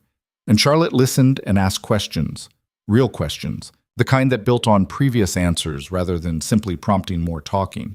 And Daniel sat between them and ate his eggs, and felt the morning settle around him like something he hadn't realized he'd been missing until it arrived. "What's your favorite subject in school?" Charlotte asked Lily at one point. Lily thought about this with unusual seriousness. "It changes," she said finally. "Right now it's science because we're doing weather, and I like knowing why things happen." "What kind of things?" "Like why it thunders, and why some days the sky is really blue and some days it's more white blue. And why things that are really far away look smaller, even though they're not." She paused. "My teacher says that last one is perspective, but she means the science kind, not the feelings kind." Charlotte looked at her steadily. "There's a word for when the same thing means two different things in two different contexts." "What word?" "Polysemy," Charlotte said. Lily tasted the word silently, moving her lips. "Polysemy," she said aloud. "You can use it at school," Charlotte offered. Lily considered the social implications of this for a moment. Then, "Maybe just with my teacher. Kids in my class don't like it when you know extra words." "That changes," Charlotte said, and her voice had a quality to it that was particular, not quite rueful, not quite reassuring, but honest in the way of someone reporting experience rather than offering comfort. "When you're older, the people worth keeping around are the ones who like it when you know extra words." Lily appeared to find this genuinely useful information. She nodded with the gravity of someone updating an internal document and then went back to her eggs. Daniel looked at Charlotte over the top of his coffee mug. She met his look with the composed surface that was always her first presentation to the world, but underneath it, in the quality of her stillness, was something that he was beginning to be able to read. A particular kind of being moved that she didn't have language for expressing outwardly, but that showed up in the precision of her attention when it mattered, in the slight increase in the care with which she chose her words, in a warmth that expressed itself in logistics and preparation rather than in declarations. She'd made extra for Margaret. She'd left the library books accessible to a careful 7-year-old's hands. She'd thought about Lily's patience before Lily arrived. He drank his coffee and didn't say anything. Some observations were better held than spoken. After breakfast, after Lily had been given a thorough kitchen tour that Charlotte conducted with the serious efficiency of a docent describing a collection she'd assembled herself, identifying every appliance and utensil and explaining its function to an audience of one who asked follow-up questions at an impressive rate, Daniel found himself alone with Charlotte at the sink while Lily had returned to the library under strict instructions that she was allowed to look at anything on the bottom 2 shelves. They washed dishes in the comfortable silence of people who had already established that silence between them was not an absence but a presence of its own. "She's extraordinary," Charlotte said, after a while. Not performing the observation, simply making it, the way you named something that was simply true. "I know," Daniel said, "the way she thinks, the precision of it, and Charlotte paused, selecting, the fearlessness. She asks the actual question she has, rather than the question she thinks she's supposed to have. She's always been like that. Were you like that, at her age?" He thought about it. "No, I learned it later, the hard way." Charlotte dried a glass and set it down. "I never fully learned it," she said. "The fearlessness." She said it without self-pity, as simple self-assessment. "I learned to project it. That's different." "You called me at midnight," he said, "when your system failed and your board presentation was 48 hours away and you needed help. You called instead of trying to solve it alone until it was too late." She looked at the glass she'd set down. "That's not the same kind of fearlessness." "What kind is it?" She was quiet for a moment. "Desperation, mostly." "I think," he said carefully, "that the difference between desperation and courage is mostly what we tell ourselves about it afterward." She turned to look at him. "You called," he said. "The outcome is the same regardless of what we name what made you do it." She held his gaze for a moment, and he watched her think about it. Actually think about it, not dismiss it, not deflect it, but take it in and turn it over with the intellectual honesty that was. He was beginning to understand the truest thing about her. The precision was a habit, the ambition was a tool. But the honesty, the genuine, rigorous willingness to examine what was actually true rather than what was convenient, that was structural. That was Charlotte Hayes at the level below all the other layers. "You're unexpectedly philosophical for an IT specialist," she said. "You're unexpectedly human for a CEO." The corner of her mouth moved. "Don't tell anyone." From the library, they heard the sound of Lily saying, quite clearly, and to no one in particular, "Polysemi, polysemi-semi, polysolisemi-semi," testing it against the air, committing it to memory. Charlotte's expression did the thing it did, the small, internal brightening that didn't quite reach her face but existed just underneath it. "She's going to use that word today," Daniel said. "Good. Some kid is going to have no idea what she's talking about." "Also good," Charlotte said serenely, and turned back to the dishes. The morning became late morning without either of them deciding that it should. They moved from the kitchen to the large living room that connected to the library, and Lily installed herself on the floor with 2 books she'd selected from the bottom shelves, and proceeded to read them in the methodical, deeply absorbed way she had, the same quality of attention her mother had brought to books. That particular disappearance into text that Daniel had always watched with a tenderness that was specific and aching in equal measure. Charlotte sat in the reading chair by the window, the one Daniel had noticed on his first visit, the one whose cushion bore the evidence of long habitation. He sat on the couch. It was easy. That was the thing he kept running into, the thing he hadn't anticipated and couldn't quite rationalize away. It was easy. Not simple. It was complicated in the specific way of anything real, with edges and weights and the residual complexity of 2 adult lives being introduced into each other's gravity. But easy in the way of things that fit, the way of conversations that didn't require management, the way of silence that didn't need filling. He'd forgotten, in the years since Sarah, that this kind of ease existed, That it was possible to be with another person without the constant background effort of translation and maintenance that he'd come to think of as the normal cost of human closeness. It had been so long since Easy that he'd reclassified it as a category that had belonged to his younger life, something available before things became complicated, now replaced by the harder, more deliberate work of being an adult alone. He hadn't been wrong, exactly. Ease didn't just happen anymore the way it had at 25 without cultivation or consideration. But sitting in Charlotte's living room with Lily on the floor between them and the Austin morning pressing warmly against the windows, he felt it.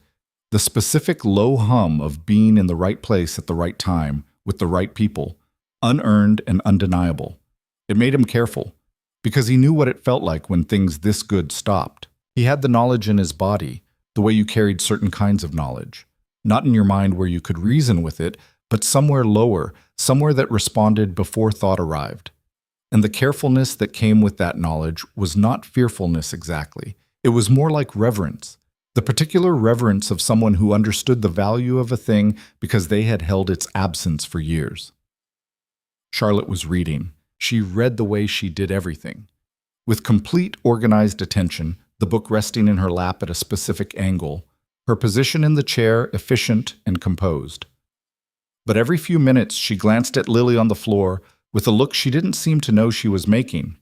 An unguarded look, open in a way her public face almost never was, with something in it that Daniel thought was closest to wonder. She wasn't performing interest in Lily. She was genuinely interested in the specific way of someone discovering a thing they hadn't known they were missing. Like finding a room in a house you'd lived in for years that had always been there, door closed, and discovering it was full of something worth having. He watched her glance at Lily, and he thought about what she'd told him at 1 a.m. You don't always know what you've traded until the trade is complete. And he thought about what she hadn't said, which was that sometimes the trade could be, in some small part, revisited, not undone. Life didn't undo, it only went forward, but approached from a different angle, found in a different form. He kept the thought to himself. It was too new and too fragile for words. Lily looked up from her book without warning. "Charlotte," she said. Charlotte looked up immediately. "Yes." "Did you grow up in this city?" "No, I grew up in a small town in Virginia." Lily considered this. "Did you like it?" Charlotte paused in the way that meant the honest answer was more complex than the expected answer. "I liked parts of it," she said. "I liked the landscape, the hills and the seasons. Winter there looked like a painting." "What didn't you like?" "It was small," Charlotte said simply. "I had ideas that didn't fit inside it, so I left when I was old enough." Lily absorbed this. "My mom grew up in a small town," she said. The sentence arrived with the specific weight that Lily's mentions of Sarah always carried, not dramatic, not performed, but substantial. Real. Daniel watched Charlotte receive it, watched her understand exactly what was being offered and exactly what it required of her. "Do you know which one?" Charlotte asked. "Marble Falls. It's in Texas. Daddy takes me there sometimes. There's a river." "That sounds beautiful." "It is." Her name was Sarah. Lily looked back down at her book. "I just wanted you to know her name." The silence in the room held all three of them for a moment. Daniel was very still. Charlotte's hands had gone quiet in her lap, the book held but no longer being read. "Thank you for telling me," Charlotte said. "Sarah is a beautiful name." Lily nodded, already reading again, the disclosure made and received and complete in that simple, direct way she moved through things. She'd wanted Charlotte to know. She told her. The matter was settled. Daniel looked at Charlotte. She was looking at Lily with that unguarded expression, the wonder, the something opening, and then she felt his gaze and looked up, and he didn't try to make his face neutral because the moment didn't call for neutrality, it called for honesty, and what his face said, he hoped, was, "I see what just happened. I see what you did with it. It matters." Her expression didn't change in any way he could have described to someone else, but something in her eyes answered him. After a while, Lily set down her books and announced that she was hungry, which, given that they had eaten breakfast less than 2 hours ago, was biologically implausible, but was, Daniel knew, actually a communication that she was ready for the next thing rather than a genuine metabolic crisis. Charlotte stood without hesitation and said that she had fruit and that there was also, if a certain young guest was interested, a garden in the back that contained 3 specific plants that were, in Charlotte's experience, producing better results than expected for the season. Lily was, it emerged, very interested. The back garden was large and more various than the nighttime glimpse Daniel had caught through the kitchen window had suggested, not the purely aesthetic landscape he'd imagined, but something more lived in, more practical.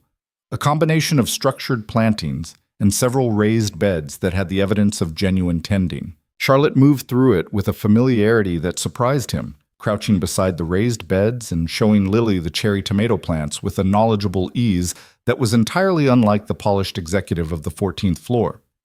"You actually garden," Daniel said, following behind them. "I find it useful," Charlotte said, not looking up from demonstrating to Lily the proper way to assess whether a cherry tomato was ready to be picked. It's one of the few activities where the gap between effort and result is completely honest. "What does that mean?" Lily asked. "It means if you take care of it properly, it grows," Charlotte said. "And if you don't, it doesn't. No politics, no perception management. Just the thing and what you gave it." Lily held a small cherry tomato in her palm and looked at it with the focused curiosity she brought to things she found genuinely interesting. Then she popped it in her mouth. Then she made a face of absolute and comprehensive revulsion. "Still don't like tomatoes," she reported. "Fair enough," Charlotte said, perfectly straight-faced. "Even garden ones?" "Some opinions are foundational," Charlotte said gravely. Daniel pressed his mouth together hard to prevent the thing that was trying to happen to his face from happening. Lily wiped her tongues with her sleeve in a way that Daniel would have addressed under different circumstances, and then looked up at Charlotte with the slightly narrowed assessment of someone revising their data. "You knew I'd hate it," she said. "I suspected," Charlotte said, "but I thought you deserved the chance to test it directly rather than rely on existing conclusions." Lily thought about this. "That's what scientists do," she said. "Exactly. So that was a science experiment." "In a sense," Lily nodded slowly, apparently finding this acceptable, even satisfying, as a framework for having just eaten something she fundamentally disagreed with on a moral and sensory level. "Okay," she said. "I'm okay with that." They walked back through the garden toward the house, Lily running ahead to look at something near the back fence, and Daniel fell into step beside Charlotte in the morning light. The city was audible but distant, a low background register that made the garden feel more private than its urban address warranted. "You handled that beautifully," he said quietly. "With Lily." When she mentioned Sarah, Charlotte walked with her eyes ahead. "She needed it to be simple and real," she said, "so I kept it simple and real. Most adults overcomplicate it. Most adults are thinking about themselves in those moments," she said. "What to say, how to seem, whether they're doing it right." She paused. "Lily wasn't asking me to perform sensitivity. She was telling me something that mattered to her and waiting to see if I could hold it simply." "And could you?" She glanced at him sideways. "I hope so." They walked in silence for a few steps. "She tests people," Daniel said. "Not consciously or not entirely, but she does. She says the thing that's most real, and she watches what happens." "I know," Charlotte said. "I recognized it immediately." "She gets it from Sarah." Charlotte was quiet for a moment. "It sounds like Sarah was remarkable." "She was," he said. "Saying it in the morning light, in this garden, with the ease of something that didn't need to be managed.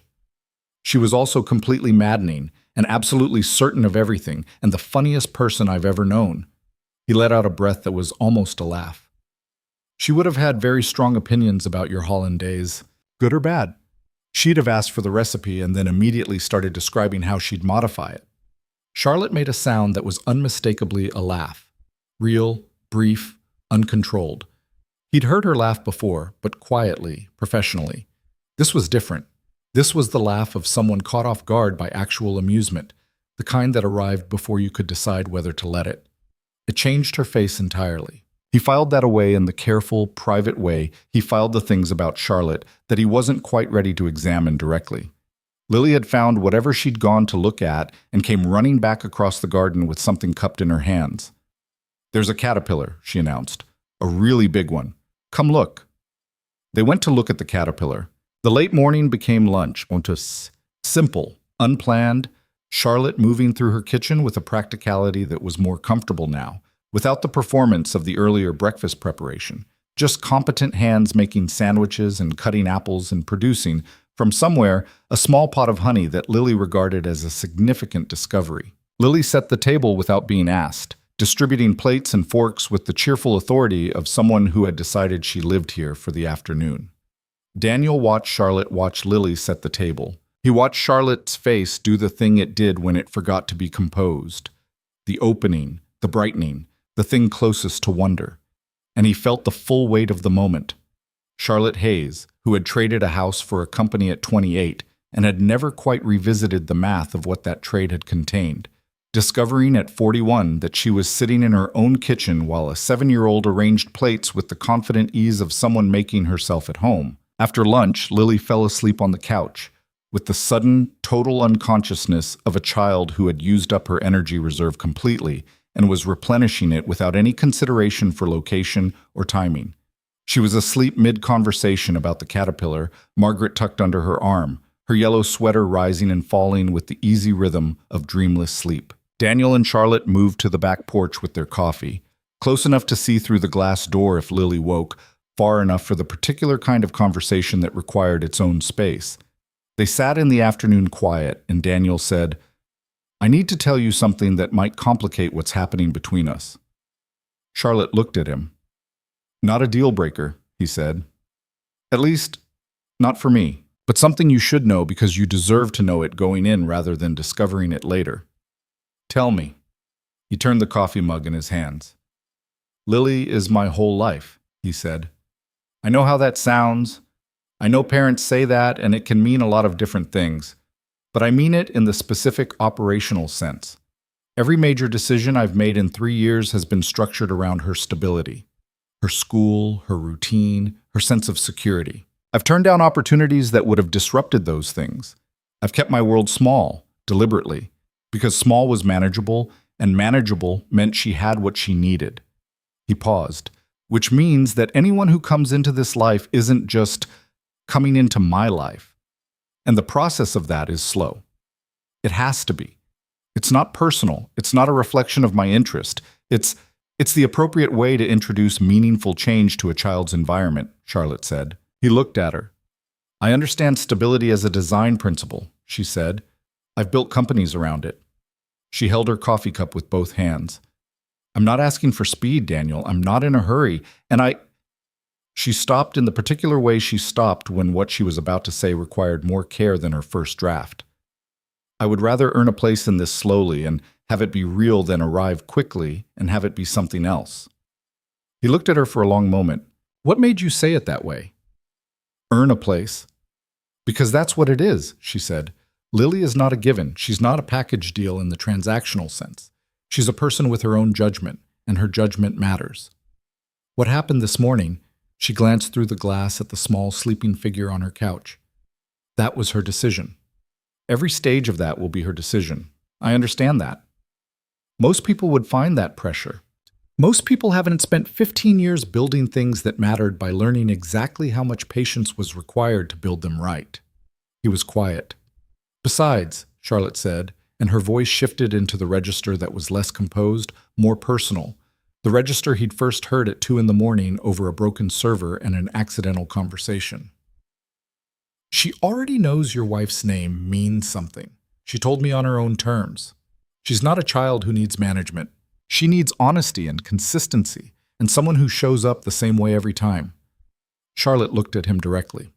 "I can do that. I believe you," he said. The afternoon lay around them, warm and unhurried. The city was its own distant self, and the garden was still, and the coffee was cooling between their hands, and through the glass door a small girl slept with her rabbit and her yellow sweater, and Daniel Brooks sat on the back porch of Charlotte Hayes' house and felt the particular gravity of being at a threshold, not yet crossed, still in the approach, but visible, real, closer than he'd allowed himself to notice it was. "I should tell you something too," Charlotte said. He waited. "I'm not good at this," she said. "At the personal version of things. I've been told this by people who cared enough to say it, and I've mostly managed it by ensuring that the personal version wasn't required of me very often. She turned her coffee mug in her hands, a gesture he recognized as parallel to his own. The company has been not a substitute, because I don't think I was consciously aware of it being a substitute, but a very effective reason not to examine what I'd arranged my life to avoid. What did you arrange it to avoid? She was quiet long enough that he thought again that she was going to close the door. Then, the specific kind of loss that comes from having built something with someone and then losing the someone. She kept her eyes on the middle distance. I watched my parents, how much they gave to each other, and how much the losing cost when it came. I decided young, too young to know what I was deciding, really, that the safest bet was a different kind of building. He understood that. He understood it in the specific way of someone who'd made the opposite choice and received, anyway, the loss she'd been trying to avoid. The safe bet costs too, he said quietly. I know that now. She glanced at him. 3 weeks ago, I wouldn't have been able to say that. I would have told you my life was exactly as I designed it and been largely correct and entirely unable to see what the correctness was costing. She paused.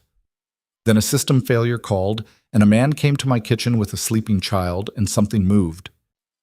He held that sentence in the particular way he was learning to hold the things she offered when she offered them directly, carefully, without making too much of them in a way that might cause her to regret offering them. Something moved, he repeated. Something that hadn't moved in a very long time, she said. The afternoon was warm. The garden was still. The city, beyond the walls and the old trees, moved on its own business. Inside, through the glass, Lily stirred and resettled and went back to sleep. They sat in the afternoon for a while longer, not saying much more, not needing to. At 4:30, Lily woke up and came to the glass door with her hair in its post-sleep spectacular state and Margaret dangling, and she looked at the two of them on the porch with the unclouded directness of someone who had just slept excellently and wanted to know what was for dinner. I'm hungry again, she said. You're always hungry, Daniel said. I'm growing, she said with great dignity. Charlotte stood. I know a diner 3 blocks from here that makes the best waffles in Austin, she said, if that's relevant information. Lily's eyes went in a single movement to Daniel. He looked at his daughter. He looked at Charlotte, standing in the golden late afternoon light of her porch, her face open in a way it never was at the office, waiting with the particular patience of someone who had decided that waiting was worth it. He looked at Lily, whose expression was doing the quiet, rapid calculation that he knew well, the internal survey she ran when something new was presenting itself for judgment. Then Lily said, Can I sit in the window seat at the diner? It has window seats, Daniel asked Charlotte. It has excellent window seats, Charlotte confirmed. Lily held out her hand. Charlotte looked at the small offered hand for one fraction of a second that Daniel would remember for a long time. That one fraction of a second where her face was entirely unguarded, entirely itself, before she took Lily's hand and the three of them walked through the house and out into the warm Austin afternoon together. The diner had exactly the window seats promised. Lily ate waffles and talked continuously and at one point explained the concept of polysemy to the waitress, who took it very well.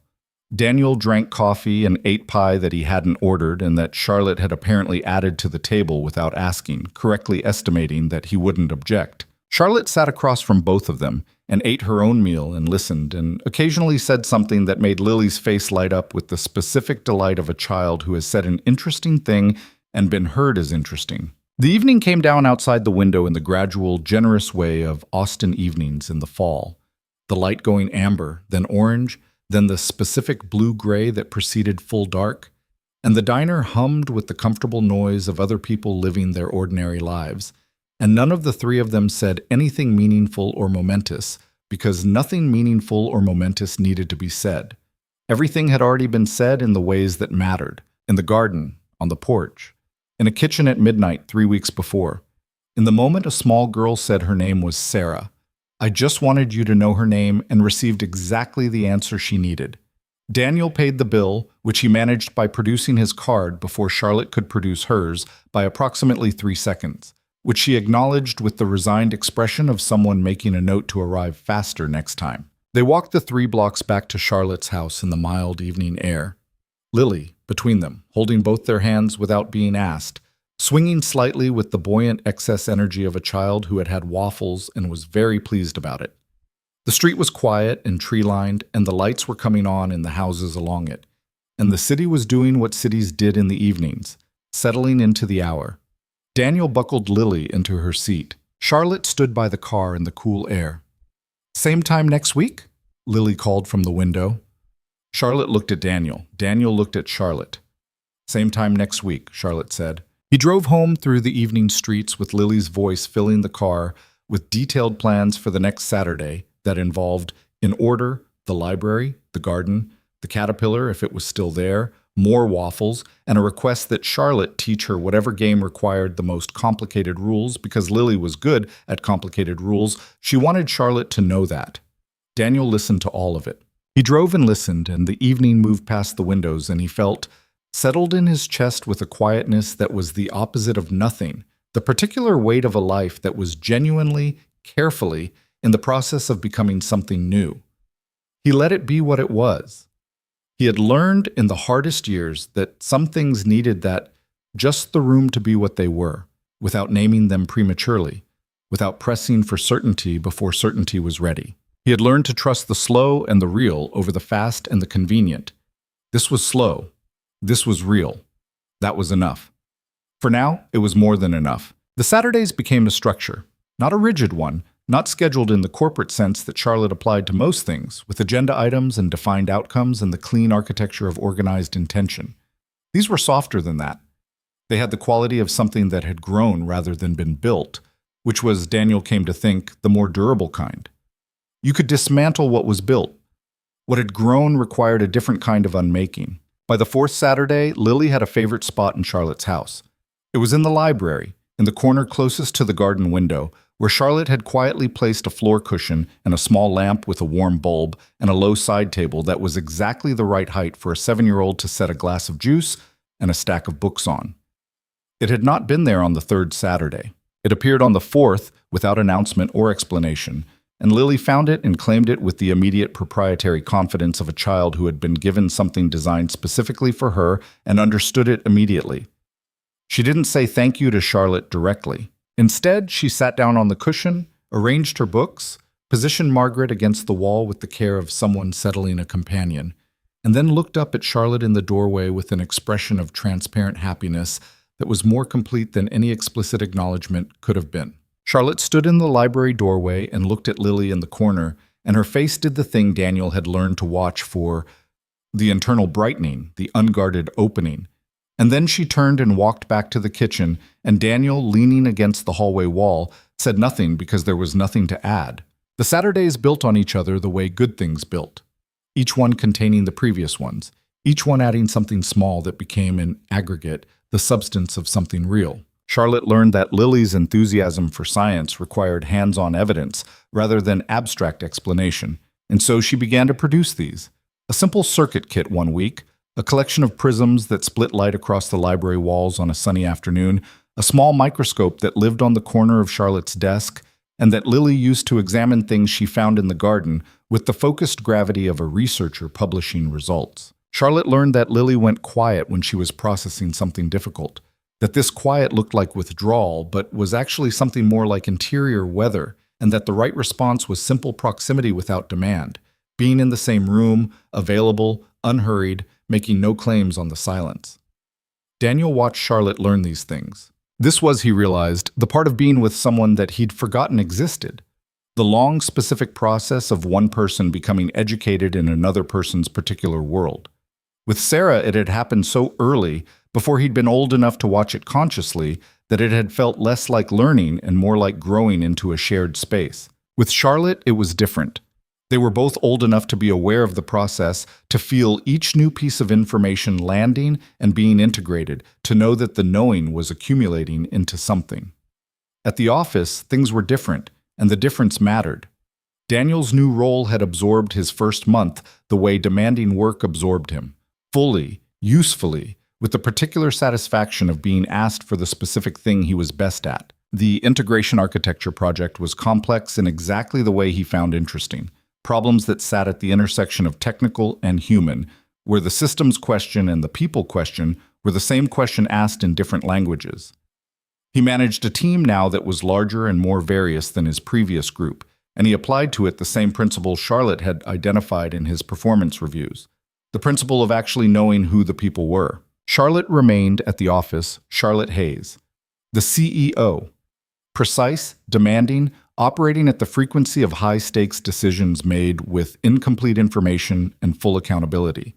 He saw her in all-hands meetings and quarterly reviews, and occasionally in the hallway where she moved with the directional certainty of someone who always knew where she was going and why. She treated him professionally, perhaps with a slightly higher calibration of directness than she used with most people, which he'd come to understand was her version of respect rather than familiarity. And he treated her with the same professional register.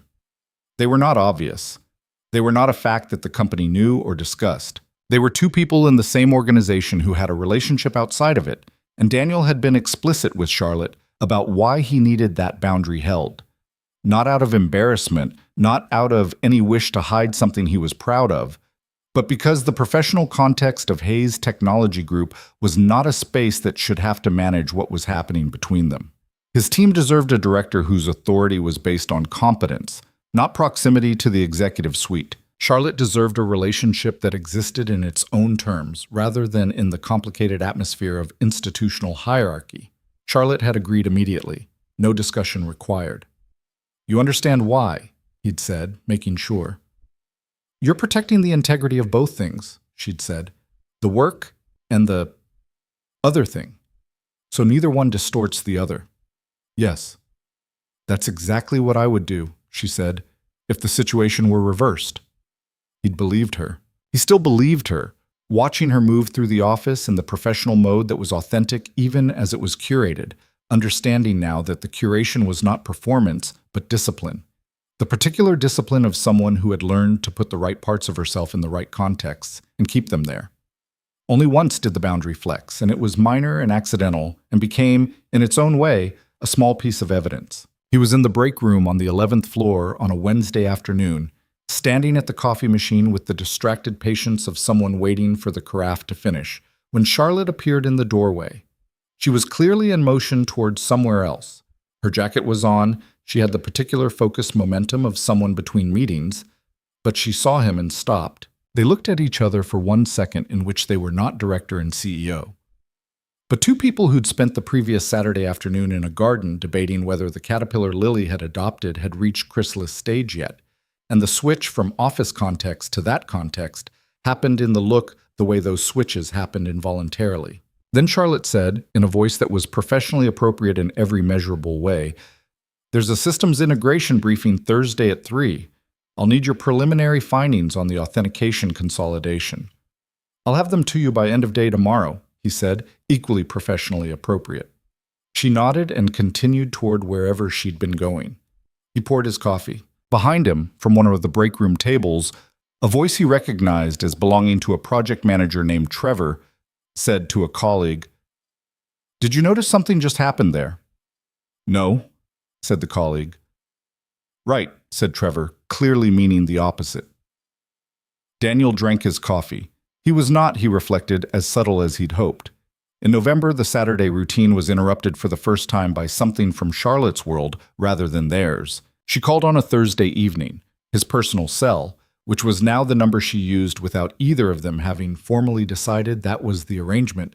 It had simply become the arrangement. And she sounded different. Not the controlled precision of the office voice, not the warmer, more open register he heard on Saturdays. Something more carefully managed than either, in a way that meant she was managing it deliberately, which meant it required management. "I have to go to San Francisco next week," she said. "There's a conference. The board wants a presence there given the expansion announcement. I'll be gone Monday through Friday." "Okay," he said, calibrating the neutrality of the word because he wasn't sure what she was actually telling him. Missing next Saturday was the surface content, but the quality of her voice suggested the surface content wasn't the whole story. "It's a significant conference," she said. "There will be press, and there are people in my industry who have opinions about my decisions. The expansion has been visible. Some of the visibility has been less charitable than others." He understood now. Someone's going to be there who's going to make the week uncomfortable. A pause. Several someones, probably. Old colleagues? One in particular. She said it without elaboration, which was its own kind of information. You don't have to tell me about it, he said. I know. A pause. His name is Richard Holt. He was on my board during the second year of the company when I was restructuring and things were difficult. He invested, and then he had opinions about the direction, and when I didn't take them, he removed himself and did so loudly. Her voice remained even, but underneath it he could hear the particular flatness of an old wound that had healed into scar rather than damage. He's been publicly critical of the expansion plan. He'll be at the conference and he'll have things to say. And you're telling me because I'm going to be in a room with someone who has made it his business to reduce my confidence in my own judgment, she said. And I wanted to say that out loud to someone I trust before I'm in the room with him. The sentence arrived with all of its weight intact. Someone I trust. He held it carefully. Tell me about the expansion plan, he said. You know the expansion plan. You've read the brief. Tell me about why it's right. Not the business case. Why it's right. She was quiet for a moment. Then she began talking, and what came out was not the board presentation version, not the structured argument with supporting data and projected returns, but the original thing, the version that had existed before it was formatted for any audience. The thing she'd said in her kitchen at 1 a.m, the direction I've believed in for 5 years. He listened without interrupting, and when she finished he said, That's the answer you give him if he backs you into a corner. He won't back me into a corner. No, but if he tries. She absorbed this. You think it's convincing? I think it's true, he said, which is more durable than convincing. The silence that followed was the particular kind that happened between them when something real had been said and received, the kind that didn't need to be filled. Thank you, she said. Call me from San Francisco if it goes badly, he said, or if it goes well. You'll be sleeping. I'll wake up. Another pause, then quietly, I know you will. She went to San Francisco. He received texts from her across the week. Not frequent, not demanding, but consistent. The kind that said, the hotel room has exactly the temperature control problems I expected, and there is a person at this conference who refers to every structural innovation as bold in the tone of a word that means reckless. And on Wednesday afternoon, Holt tried. It went fine. He is smaller than I remembered him. He texted back. They usually are. Her response was a period, which he'd learned was Charlotte Hayes' version of a laughing emoji. On Thursday evening, she texted, I miss the Saturday routine. He looked at that sentence for a long time. He typed back, so do I. And then, after a moment, Lily asked me this morning whether Charlotte was coming Saturday. She asked about you first, before she asked about breakfast. The response took 4 minutes, which was a long time for Charlotte's texting pace. I'll be back Friday night, she sent. Tell her I'll bring something from San Francisco. Ask her what she wants. He passed this information to Lily at breakfast. Lily put down her spoon and thought about it with great seriousness. A rock, she said. A rock. From there. A specific rock from there. From outside, from the actual ground. She picked her spoon back up. So I know what San Francisco ground looks like. Daniel texted this to Charlotte. The response was another period. Charlotte came back from San Francisco on a Friday night with a smooth gray stone from the shoreline of the bay, which she had apparently located and retrieved with the deliberate intention of a person who takes requests literally and delivers on them precisely. Lily received it on Saturday morning with the solemnity appropriate to a significant geological acquisition and placed it on the corner table in the library next to Margaret, where it remained for the rest of the story's timeline without being moved. The month of November gave them new textures. The routine deepened in the way of things that had passed the early stage of novelty and were becoming structural, part of the week's architecture rather than an exception to it. Charlotte appeared at Lily's school on a Thursday afternoon when a parent was needed for a science project presentation, and Daniel had been caught in a work emergency that he'd messaged her about in a moment of genuine desperation and genuine uncertainty about whether it was appropriate to ask. Charlotte had said yes before he'd finished framing the question. He'd arrived at the school at 4:15 to find Lily presenting her prism experiment to a small audience that included Charlotte sitting in a child-sized chair with the perfect composure of someone who had decided that the chair's dimensions were completely irrelevant. Lily had given her presentation with the confident precision of someone who had rehearsed in front of a highly intelligent and slightly demanding audience, and knew, therefore, that she could handle anything. After, in the school parking lot, Lily told Charlotte that her presentation had gotten the best response in the class. "Of course it did," Charlotte said. "You understood the material. Maisie Patterson did hers on rainbows, and everyone liked it because of the colors." "What was your subject?" "Also rainbows. But I explained how diffraction worked." And the audience was 7-year-olds. Lily sighed with the weight of the intellectually advanced. "Yes, that will shift," Charlotte said. "As I mentioned." "When?" "When the people around you catch up." "What if they don't?"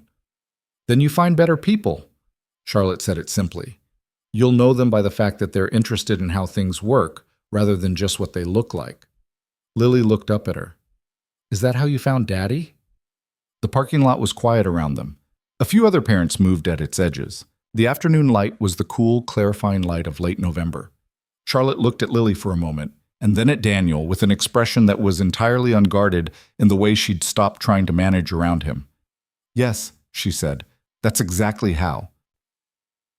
Lily accepted this with the satisfied nod of someone whose hypothesis had been confirmed by evidence, and moved on to the subject of what was for dinner with the breezy forward momentum of a child who did not understand that she had just said something her father would think about for days. The dinner question resolved itself at a Thai restaurant nearby where Lily had pad Thai and Charlotte had something with enough chili in it to impress Lily considerably. And Daniel ate his curry and watched the two of them debate the merits of various spice levels with the particular quality of attention he'd been hoarding all fall. The watching and holding, the private accumulation of moments too good to be reduced to words. December arrived with the particular weight that December carried when you were a single parent, the weight of making it good. The specific effort of Christmas as an event managed by one person who wanted it to feel full rather than reduced. Daniel had done it twice since Sarah. He'd done it reasonably well, or well enough, in the way that things done with genuine love and insufficient resources could still be full.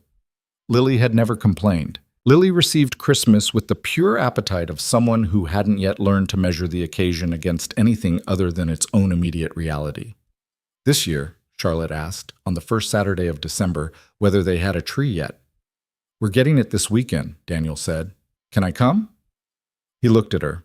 "To get the tree," she clarified, with the slight additional precision of someone who'd heard how the question landed and was not quite retracting it but offering context. "Yes," he said. "Good," said Lily, who had been listening from the library corner and had apparently made this decision before either adult had finished making it themselves. They went to a tree farm 40 minutes outside the city on a Saturday morning that was cold by Austin standards, the particular dry, bright cold of a Texas December that felt like winter without the misery of it. The air clean and the sky a hard blue above the rows of trees. Lily ran ahead with the executive authority of someone who had been given the most important job and knew it, assessing each tree with an intensity that suggested she had dimensional requirements she was keeping to herself. Daniel and Charlotte walked behind her at the natural pace of two people accustomed to walking together, which they now were, though neither of them had noticed the transition from deliberate to natural. "Tell me what Christmas was like growing up," he said. She walked with her hands in her coat pockets, her breath visible in the cold air. "Big, loud. My parents had 4 siblings each, so the family gatherings had the quality of managed chaos. My grandmother made a pound cake that everyone acted like was sacred." A pause. "After she died, we discovered no one had the recipe. She'd kept it in her head." "Did anyone try to recreate it?" "My aunt spent 3 years trying. She got close but never quite right. The original is gone." Charlotte said this without drama, but with the quality of someone who understood exactly what that loss represented, not just a recipe, but a particular kind of irreproducibility. That's the thing about things that only exist inside people. When the person goes, "The thing goes," he said. "Yes." She looked at Lily, who had stopped at a promising tree and was walking around it counterclockwise with a clipboard expression on her face, despite having no clipboard. "That's why I want to say this correctly." She stopped walking. He stopped with her. "I'm not trying to replace anything. I know that what existed in your life before me, what you built, what Sarah was, that's not something that can be replaced or should be. It's the recipe that only existed in someone's head. She looked at him steadily. I'm not trying to be that recipe. I'm trying to be something that belongs to now. He looked at her in the cold, bright air with the tree farm around them, and Lily somewhere ahead calling out that she had found the one. Definitely, this was the one. And he felt the full weight of what Charlotte Hayes had just said. The precision of it. The honesty. The particular kind of intelligence that understood the difference between replacing and adding to. You already are, he said. She held his gaze for a moment, then looked away in the direction of Lily's voice, and he saw the brightness underneath the composure that was not performed and not managed, but simply, genuinely, there. It's a good tree, she said, in a voice that was slightly less steady than her usual, and she started walking toward Lily. He stood still for one more second, breathing the cold air, holding the moment in the specific way he held things he wanted to remember. Then he followed. The tree was, in fact, excellent. Lily had selected with the precision of someone operating on aesthetic principles she hadn't yet fully articulated, but that produced results that were hard to argue with. It was a Fraser fir, well-shaped, just tall enough to require Daniel to stretch for the top. They tied it to the car and drove back to Austin with the specific cheer of people who have accomplished a concrete and seasonally significant task. They put the tree up in Daniel's apartment. This was not a plan that had been made in advance.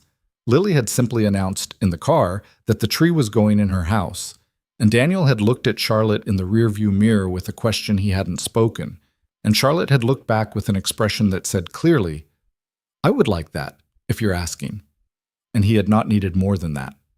The apartment was not Charlotte's house. It was smaller and less curated, with the particular lived-in quality of a space designed around function and a 7-year-old rather than aesthetic intention. The couch had a permanent indentation in one corner from Lily's habitual perch. The kitchen table was covered in homework and a drawing of Margaret that Lily had been working on for 3 weeks. The refrigerator had a dense collage of Lily's artwork and school papers held with magnets collected from every place Daniel had taken her, a geographic record of their life together, made functional through magnetism. Charlotte moved through it all with no observable discomfort. She didn't fuss with her surroundings or perform ease. She just was there, in the apartment, helping Lily untangle a string of lights with the patient efficiency she brought to any technical problem, and the apartment held her the way spaces held people who belonged in them. Daniel put the tree in its stand. Lily directed the placement with the same executive authority she'd applied to the selection. Charlotte held the lights and fed them to Lily as required, and said nothing when Lily distributed them in a pattern that violated several principles of even illumination. She knows it's uneven, Charlotte said quietly to Daniel when Lily had gone to find the ornament box. She always figures it out and redistributes them, he said. It's a process. She needs to discover it herself rather than be told. Every time. Charlotte looked at the tree and then at Daniel, with an expression he'd first seen in a library doorway when a floor cushion had been claimed by a yellow-sweatered child without comment. The expression that was closest to wonder, fully unguarded, fully itself. You're a remarkable father, she said. He absorbed it. I had good material to work with. Daniel, she said, in the tone of someone declining the deflection. I'm learning, he said, honestly. Every year she changes what learning means. That's what I'm saying, Charlotte said. Lily came back with the ornament box and the redistribution of lights began, as Daniel had predicted, within 3 minutes of her noticing the unevenness. He said nothing. Charlotte said nothing.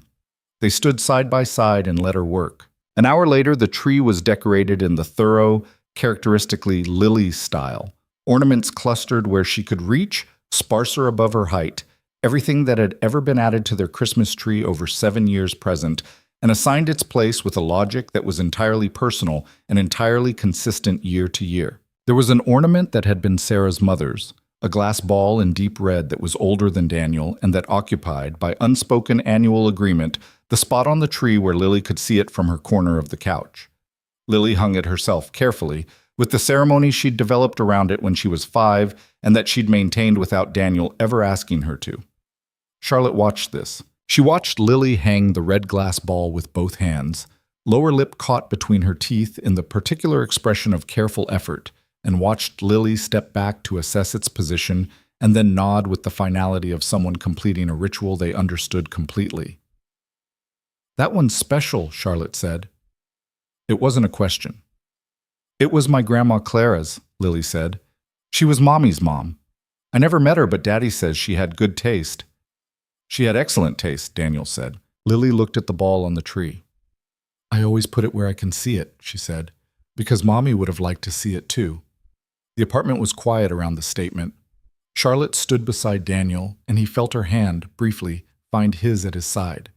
Not taking it, not holding it, just the lightest possible contact, a single point of warmth, and then release it before Lily turned back from the tree. It was a gesture so small it was almost not a gesture. But he carried it the way he carried all the things about Charlotte that arrived quietly and landed hard, completely, and with the full understanding of what it meant. The evening settled around the three of them. Dinner from a Chinese place Lily endorsed enthusiastically, the tree lit in the corner of the apartment with its uneven ornaments and its red glass ball in the sight line of Lily's couch corner, and outside the window the December city going about its December business, and inside the apartment something that had no name yet, but that had weight and warmth and the particular quality of things built correctly, built slowly, built honestly, built from the understanding that what you were making mattered enough to make it right. Lily fell asleep in her corner of the couch at 8:30 with the abrupt totality of a child who had used every available resource and required immediate replenishment. Daniel carried her to bed with the practiced ease of 10,000 previous carryings, and came back to the living room to find Charlotte standing at the window looking at the tree. She turned when she heard him. "I should go," she said. "You don't have to." She looked at him. "I mean," he stopped. "I'm not asking for anything you're not ready for. I just mean, the evening doesn't have to be over because Lily's asleep." She looked at the tree for a moment, and then at him, and her face was completely, uncomplicatedly honest. "I don't want to go," she said. "Then stay." She stayed. They sat in the living room with the tree lights and the December quiet and the low sound of the city outside, and they talked for 2 more hours in the way they'd talked that first night, real and unhurried, and covering the distance between two people who had been discovering over months that the distance was smaller than either had expected. At one point, Charlotte picked up the book on Daniel's end table and looked at the cover and said, "I read this in my late 20s, and it changed something specific in me." And he said, "Which part?" And she told him, and he said, "The same part changed something in me." And the look they exchanged over that was the look of people who have found, again, a room they didn't know they shared. When she finally left, it was past 11, and she stood at his front door in her coat and said, "Same time Saturday?" "Same time Saturday," he said. She looked at him for a moment with the full, honest attention of those dark eyes. "Daniel," she said. "Charlotte," he said. And neither of them said anything else, because sometimes the important thing was not what was said, but the quality of silence in which two people stood together, knowing what they knew, feeling what they felt, trusting that the building could continue at its own pace without being rushed toward its conclusion. She left. He stood at the closed door for a moment. Then he turned off the kitchen light and sat in the living room with only the tree lights on, the red glass ball catching and holding and scattering them.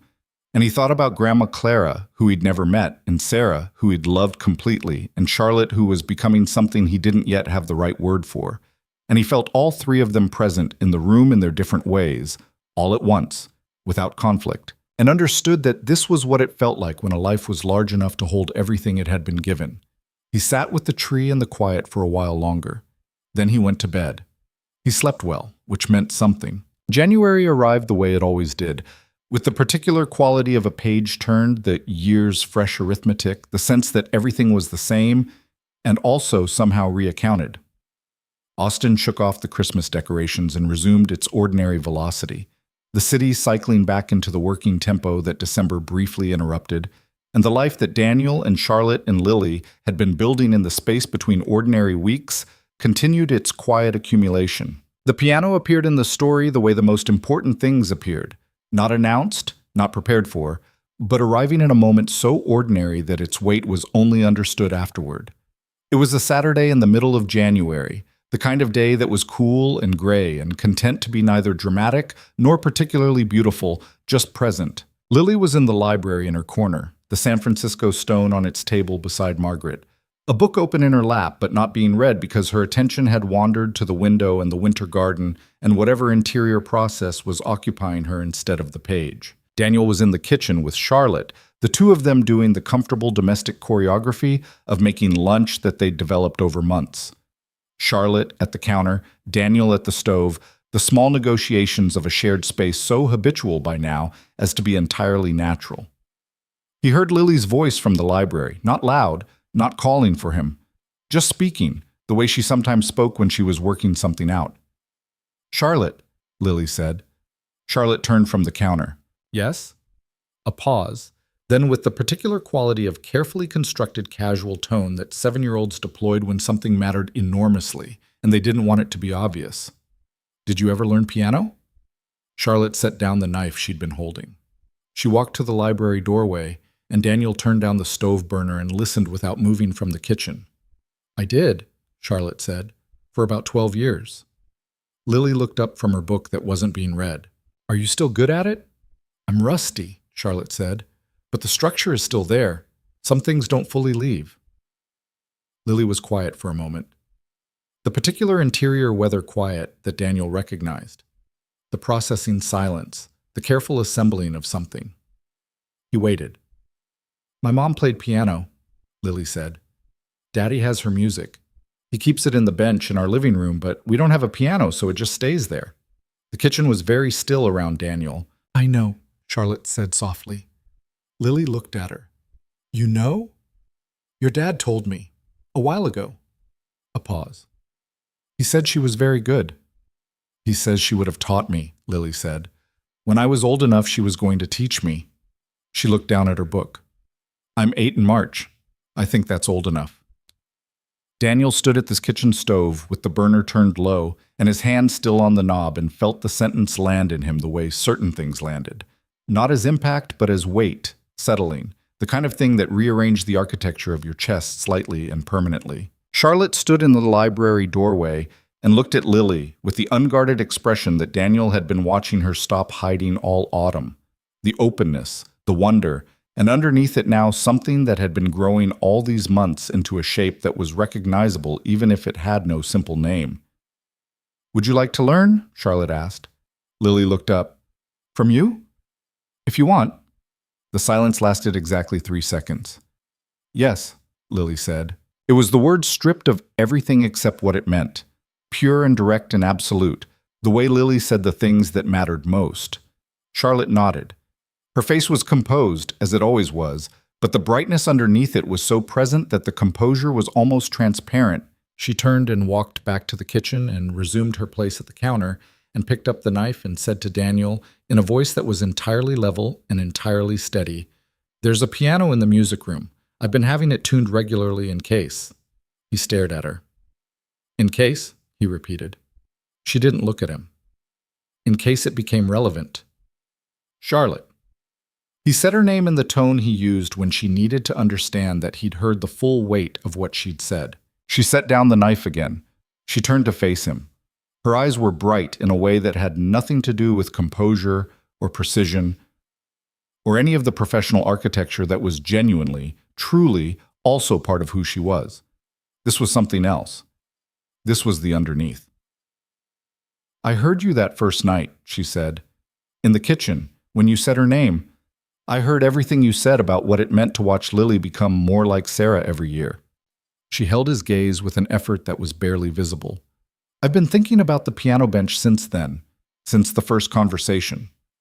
He stood at the stove in his kitchen in January and understood completely that Charlotte Hayes had been holding space for a piano since November, had been tuning an instrument in an empty room against the possibility that it might one day matter. And the understanding arrived with a force that he had no strategy against and no wish to have. "Come here," he said. She crossed the kitchen. He took her face in both hands, carefully, the way you held things that were both strong and fragile, which she was, which he'd learned she was, the precision and the armor, and the 12 years of piano abandoned for a company, and the woman in the cream sweater at midnight, and all of it, Charlotte. and he kissed her. It was not the first time they'd kissed. That had happened in October, quietly and without planning, on the back porch in the early evening while the city went gold around them. But this was different from October. This had the full weight of everything they'd been building in it. The months of Saturdays and the Tuesday evenings, and the San Francisco texts, and the tree farm, and the December couch, and all the conversations that had built the bridge between who they'd been when a server failed at midnight and who they were now in this kitchen in January with a child in the next room who had just asked to be taught her mother's instrument by the woman her father loved. He loved her. He'd known it for weeks. He'd been carrying it in the careful, deliberate way he carried things that needed room before they needed names. And now it had its name, here in the kitchen, and the name was simply true. She pulled back slightly and looked at him, and her eyes were the particular shade of dark that meant she was present at every level simultaneously. Nothing held back, nothing managed. "I love you," he said, because the sentence was right there, and the kitchen was the right place, and the moment was the moment. She looked at him for one long breath. "I know," she said, and then quieter in the voice she used only when they were in the specific privacy of truth. "I love you too. I've been trying to find the right way to say it for 2 months." "You could have just said it." "I wanted to be sure I understood what I was saying." He almost laughed. "Did you?" "I understand it now," she said. "Yes." From the library, Lily's voice arrived with the precise timing of a child who had processed what she needed to process and was ready to move on. "Is lunch ready? I'm significantly hungry." Charlotte stepped back and picked up her knife. 5 minutes, she called. "That's what you always say." "And it's always 5 minutes," Charlotte said, entirely composed. "So the data supports the claim." A pause. Then Lily, in the tone of someone encountering an argument she couldn't rebut. "Fine." Daniel turned back to the stove and put the burner up and cooked lunch with the steady, ordinary attention of someone whose internal weather had shifted completely into something clear and warm and settled. And beside him, Charlotte moved through the kitchen that she knew as well as her own by now, and the January afternoon held all three of them in its gray, unhurried light. The piano lessons began the following Saturday. Charlotte moved the furniture in the music room to make space for a small bench beside the piano bench. A proper student's position, properly thought through. She had printed, from somewhere, a collection of beginner's sheet music that began with the absolute fundamentals and progressed with a clarity of structure that suggested she'd designed the curriculum herself, which she had. Lily sat on the student bench and looked at the piano with the expression she had when something was simultaneously new and deeply familiar, like meeting someone she'd heard about all her life. "This is a Yamaha upright," Charlotte said, sitting on the piano bench. "It has 88 keys. The white keys are natural notes, and the black keys are sharps and flats. We'll start with middle C." "Where's middle C?" Charlotte placed a single finger on the key, pressed it. A note filled the music room, clean and round and uncomplicated, the way the first note of a new thing should sound. Lily reached out and pressed it herself. The same note, her note. She looked at Charlotte with an expression that Daniel, standing in the doorway of the music room, understood in the marrow of his bones. The expression of someone who had touched something they were supposed to touch, something that had been waiting for them, something that was in some untranslatable way already theirs. "Okay," Lily said. "Teach me." Charlotte taught her. He stood in the doorway for a while and watched Charlotte's patient, structured instruction and Lily's fierce, rapid absorption of everything she was given. The combination of their two particular kinds of intelligence producing a learning dynamic that was both very funny and very moving, Charlotte precise and methodical, Lily pushing constantly at the boundary of what she'd been given to go faster, further, more. "You don't need to learn the next thing until you have this thing," Charlotte said at one point, "but I almost have this thing." "Almost isn't have." "How close do I need to be?" "You need to be there." Lily played the scale again, concentrated, and hit every note cleanly. She looked at Charlotte. "There," Charlotte said. Lily grinned. Daniel walked quietly away from the doorway and went to sit in the library in Lily's corner, on the small cushion, and he sat there in the January light with the sound of piano filling the house and felt something complete itself in him that had been incomplete for a long time. Not replaced, not restored, completed, in the way of things that had been waiting for a particular piece that had taken years to arrive. The weeks that followed moved with the quality of things in their right arrangement, not without difficulty, not without the ordinary friction of real life and real people, but with an underlying rightness that absorbed the difficulty rather than being disrupted by it. Charlotte had bad weeks at the office. The expansion was moving, and expansions of that scale created problems faster than they were solved, and there were days when she came to Saturday morning carrying the visible weight of a hard week, and she was learning, slowly and with effort, to let that weight be visible, to not manage it away before Daniel could see it. He was learning, in turn, what to do with it when she let him see it. This was its own education. Charlotte's vulnerability was not like other people's vulnerability. It didn't announce itself or require a particular response. It showed up in the specific flatness of her voice on a hard Thursday call, in the way she held her coffee mug with both hands when she was tired, in the rare moments when she said simply and without elaboration, "Today was bad." He was learning to receive those moments the way she'd taught him, without rushing them toward resolution or offering the kind of performed comfort that didn't help and was really about the comforter rather than the person being comforted. He learned to be present the way she'd been present in his kitchen at 1 in the morning, simply and without demand. In February, Lily turned 8. The birthday had been a significant annual project in previous years. Daniel doing the arithmetic of party logistics and school friends and birthday cakes as a solo enterprise, making it good through sheer organizational effort and genuine love, which was sufficient but always carried the particular weight of doing important things alone. This year was different. Charlotte asked in January what Lily's favorite cake was. "Chocolate with white frosting," Daniel said. She's very specific about the ratio. More frosting than seems reasonable. She will tell you if the ratio is wrong. "What flavor white frosting?" "Vanilla. But she calls it the good vanilla, which means real vanilla extract. She notices the difference." Charlotte made the cake herself. He didn't know this until it arrived on Lily's birthday morning. He'd offered to pick it up from a bakery. Charlotte had said she had it handled, and he'd understood this to mean she'd ordered it from somewhere. Instead, it arrived in Charlotte's hands at 9 in the morning, in a carrier that she'd apparently acquired specifically for transporting layer cakes, frosted in white with the vanilla to chocolate ratio that was, according to Lily's immediate and authoritative assessment, exactly right. "You made it," Lily said. It was not a question. She'd watched Charlotte cook enough to recognize her hand in things. "I did," Charlotte said. "How did you know the right amount of frosting?" "Your dad told me your specifications." Lily looked at Daniel with the expression of someone discovering that the adults in her life had been collaborating on her behalf and finding this satisfactory. Then she looked back at the cake. "It's perfect," she said. The birthday party was 8 small children in Daniel's apartment on a Saturday afternoon with the particular organized chaos of childhood celebrations.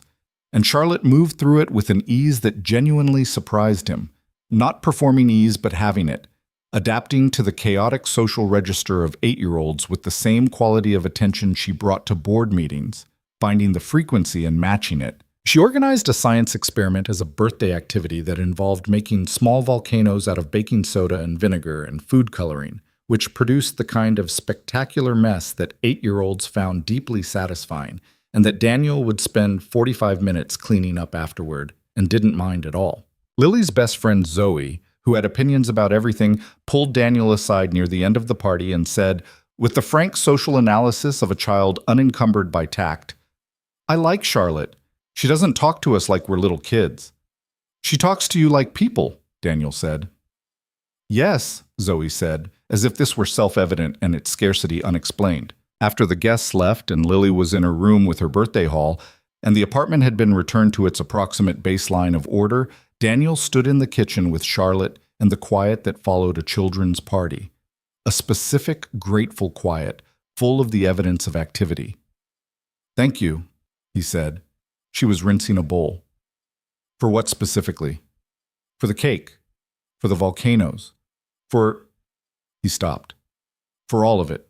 For showing up to all of it." She turned off the tap, turned to look at him. "Where else would I be?" she said. It was the simplest possible sentence. It contained, in its simplicity, the answer to every question he'd been quietly asking since October, since November, since the tree farm, since the December couch, since the January kitchen. Where else would I be? as if the question of her presence had been settled so thoroughly that its being asked was almost puzzling. He thought about February a year ago, the February before the server call, before the kitchen and the coffee and the 2 in the morning honesty. The February when his life had been good, genuinely good, carefully and lovingly built, but narrower than it was now in a way he hadn't had the perspective to see from inside it. The February when Charlotte Hayes had been a weather condition rather than a person, and when his Saturday mornings had been grocery stores and parks, and the comfortable, slightly aching solitude of a life designed for practicality. He thought about how much could change in a year, not in the dramatic sense. There had been no single moment, no sharp pivot, no clean before and after. Just the accumulation of Saturdays and conversations and a floor cushion appearing in a library corner and a stone from a San Francisco shoreline and a cake made to exact specifications and a piano being tuned in an empty room in case it became relevant. The accumulation, the slow, real, honest accumulation. "Where else would I be?" he repeated softly. She looked at him with her full, unguarded attention. "I want to ask you something," he said. "And I want you to know that whatever you say, the answer doesn't change what we are. It's not a test, and it's not an ultimatum." She waited with the particular stillness of someone who understood that what was coming required full presence. "Move in with us," he said. The kitchen was quiet around the sentence. "Not because it's practical," he said. "Not because of logistics or proximity or the sensible consolidation of 2 households. Because when you're not here, the apartment is less itself. Because Lily has a library corner in your house and a stone from San Francisco on the table, and you've been tuning a piano in case it mattered." He held her gaze. "Because I think you've already made a home here without either of us deciding that was what was happening, and I'd like to make it official." Charlotte stood very still. He watched her face move through something. Not reluctance, not uncertainty about the answer, but the particular interior movement of someone who has been given exactly what they'd stopped believing was available to them and is calibrating the reality of its arrival. The woman who had traded a house for a company at 28. The woman who had built walls so efficient she'd lived inside them for years without noticing the walls. The woman who had stood in a hallway outside a guest room door at 2:30 in the morning and looked at a sleeping child she had no claim on with an expression that was the beginning of everything that had come after. "Lily," Charlotte said, "have you talked to her?" "Not yet. I wanted to ask you first." "She should be part of the decision." "She will be, but you're part of the decision first." Charlotte looked at him for a long moment, and he saw in her face the full complexity of what she was holding. The 41 years, the company, the careful architecture of a life designed against exactly this kind of exposure, and underneath all of it, persistent and stubborn and growing through the structure the way roots grew through concrete, the simple human want of being somewhere she belonged. "Yes," she said. The word was the same word Lily had used in the music room when Charlotte had asked if she wanted to learn. Pure, direct, absolute. "Yes," Charlotte said again, as if the first one might not have landed completely. "I want to." He crossed the kitchen and held her, and she let herself be held, fully, without the management that was her instinct, without the slight physical reserve she'd had to learn to set aside over months of being with someone who understood that setting it aside was an act of trust rather than exposure. She let herself be held, and she held him back. And the kitchen was quiet around them, and somewhere in the apartment Lily was examining her birthday haul, and the city was doing its February business outside the windows, and nothing was different, and everything was different, which was the only way the best changes ever came. They told Lily together that evening after dinner, sitting on the couch with the particular deliberate formality of 2 adults presenting something important to the person it mattered most to. Daniel had thought about how to frame it, had considered different approaches, had ultimately decided that Lily required only honesty and the room to respond to it honestly. "We want to ask you something," he said, "and your answer really matters." Lily was sitting between them on the couch with Margaret in her lap, looking at both of them with the focused attention of someone who understood that something significant was being approached. "We're thinking about Charlotte moving in with us," Daniel said, "into this apartment, to live here with us. And we want to know how you feel about that." Lily looked at Daniel, then she looked at Charlotte. Then she looked at Margaret, which was her habit when she was thinking, as if the rabbit provided some consultative function. The silence lasted long enough to matter. Then Lily looked up at Charlotte directly. "Would you still do piano lessons?" she asked. "Or would that feel different if you lived here?" Charlotte absorbed the question with complete seriousness. "I'd still do piano lessons," she said. "Nothing about piano lessons would change. And would you still have your library?" "Because I like visiting your library." "My library would still be there. You can visit whenever you want." Lily considered. "Would your reading chair come here?" "The chair stays at my house," Charlotte said. "But there could be a chair here too if you thought that was a good idea." Lily thought about the chair. "Near the window," she said. "There's a good light spot near the window in the morning." "Near the window," Charlotte agreed. Lily looked at Margaret one more time. Then she looked at Charlotte. "My mom's music is in the bench in the living room," she said. "The sheet music. It's been there since before I can remember." Charlotte nodded. "If you live here," Lily said, carefully and deliberately, "will you help me learn her songs? The ones in the bench." The living room held all three of them in the quiet of that question. Outside the windows, February moved through the city with its cold and its early dark, and the tree lights. They'd left the Christmas tree up until mid-January, longer than was reasonable, by unanimous unspoken agreement, were gone now, and the room was lit by the lamps that Daniel had always found sufficient, and that Lily always said were too dim, a domestic argument that resolved itself daily and never concluded. Charlotte's face was the most open Daniel had ever seen it. "Yes," Charlotte said, and her voice had a quality in it that he recognized as the sound of someone speaking from somewhere very deep, somewhere below the precision and the competence and the 15 years of building things that mattered, from the place that had been waiting, without her knowing it was waiting, for something exactly like this. "That's exactly what I want to do." Lily nodded, reached over, took Charlotte's hand. "Okay," she said, "you can move in." The moving happened over the following 3 weeks in the gradual, overlapping way of two lives integrating. Not a single event, but a series of arrivals. Charlotte's things appearing in the apartment in the order of their necessity and their meaning. Her reading chair arrived first, positioned near the window exactly where Lily had specified, and Lily came home from school and saw it and walked around it once and sat in it and declared it correct. Charlotte's books came next, filling the shelves in Daniel's living room with a density and variety that transformed the space without displacing anything that had been there. His books moving over to make room, hers filling the gap. The spines of their two reading lives mixed together on the same shelves in the casual intimacy of shared space. Her coffee maker, the good one, the one that Daniel had been quietly envious of since the first morning in her kitchen, took its place on the counter and was used by all three of them starting the first morning it arrived, Lily insisting on operating it herself under supervision and producing, with great concentration, a cup of coffee she then presented to Charlotte with the ceremony of someone completing a significant technical achievement. Charlotte drank it and said, "This is excellent." Lily beamed. Some things from Charlotte's house stayed at Charlotte's house. The library, where Lily continued to visit and occupy her corner. The garden, which Charlotte continued to tend, and which became a regular Saturday destination for all three of them. The cherry tomatoes still producing, Lily still occasionally testing one with the optimistic scientific spirit of a researcher who believed results were subject to change. The house didn't disappear from their life. It became a part of it in a different way. The place they went on Saturdays, the way some families had lake houses, a space that held particular memories and particular comforts, the library and the prisms, and the stone's origin point. The apartment that had been Daniel and Lily's became something that contained all three of them without erasing what it had been. This was what surprised him most.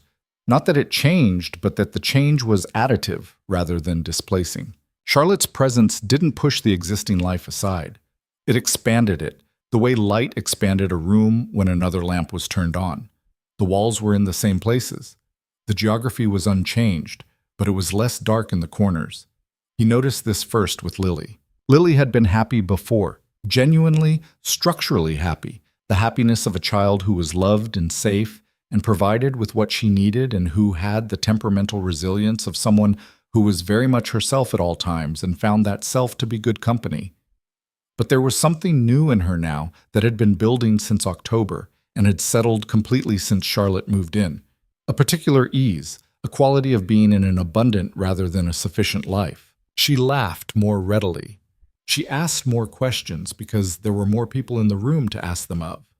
She practiced piano every evening after homework with a commitment that was entirely internally motivated, driven by some combination of genuine love for the instrument and the specific satisfaction of bringing what she'd learned back to Charlotte every lesson. The piano lessons continued on Saturday mornings. Charlotte was a rigorous teacher, which Lily required.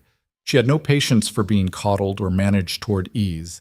She wanted the actual standard, and Charlotte gave it to her without softening. Their relationship in the music room had its own register, precise, demanding, honest, and periodically very funny, because Lily had opinions about the music she was learning, and Charlotte had opinions about Lily's opinions, and the negotiations between them were conducted with such mutual seriousness that they occasionally produced exchanges that Daniel, listening from the doorway, had to leave to laugh properly. One Saturday morning in April, 3 months after Charlotte moved in, Lily came to the bench in the living room and opened it. Daniel was in the kitchen. He heard the bench open, the particular sound of it, the old hinges, and he went still at the counter. He heard Charlotte's voice from the living room. "What do you have?" "Mommy's music," Lily said. The rustle of papers, the careful handling of something old. "Can I see?" A pause. Then the rustle of Charlotte sitting down on the floor, which was where she sat when Lily brought her things to look at. She'd adopted this habit early and maintained it because at floor level she and Lily were approximately the same height, and Lily had noticed and appreciated this without saying so. "This one," Lily said. A longer pause. Daniel stood at the kitchen counter and didn't move. "Clair de Lune," Charlotte said. "Debussy. Can you play it?" "It's difficult." "But can you?" The quiet lasted a moment. "Sit with me on the bench," Charlotte said, the sound of them settling, the creak of the piano bench taking 2 people instead of 1. Then Charlotte's hands on the keys. Not the first note, not the beginning, but a few bars in, the place where the piece opened fully into what it was, the particular floating quality of it, the way it moved like water over stones, unhurried and inevitable. Daniel walked to the living room doorway. Charlotte was at the piano, playing from memory or from sight, her hands moving through the music with the rusty but present fluency of someone returning to something their body had not entirely forgotten. Lily sat beside her on the bench, very still, watching the keys and listening in the total absorption she reserved for things that reached her at the deepest level. The music filled the apartment. It filled the corners that had been dark. It filled the space beside the reading chair by the window. It moved through the room where the Christmas tree had stood, and where Lily's prisms scattered light on sunny mornings, and where the books from 2 lives sat on shelves together with their broken spines and their post-it notes. Daniel stood in the doorway and listened to his wife's favorite piece played in his living room by the woman he loved, with his daughter beside her on the bench, and the feeling in him was not simple. It was never simple. It was not supposed to be simple, but it was complete. It held everything it needed to hold. The grief was in it, and the love was in it, and the newness was in it, and the Saturdays and the midnight kitchen and the tree farm and the birthday cake and the stone from San Francisco and the floor cushion in the library and every small accumulating thing that had built this life from the materials of 2 people who had arrived at each other carrying everything they'd been. Charlotte finished the passage and the last note held in the air and then resolved and was gone. Lily was quiet for a moment. Then she said, "Will you teach me that one?" Charlotte turned to look at her. Her eyes were bright. "That one," she said, "will take time. It's not a beginner's piece." "I know."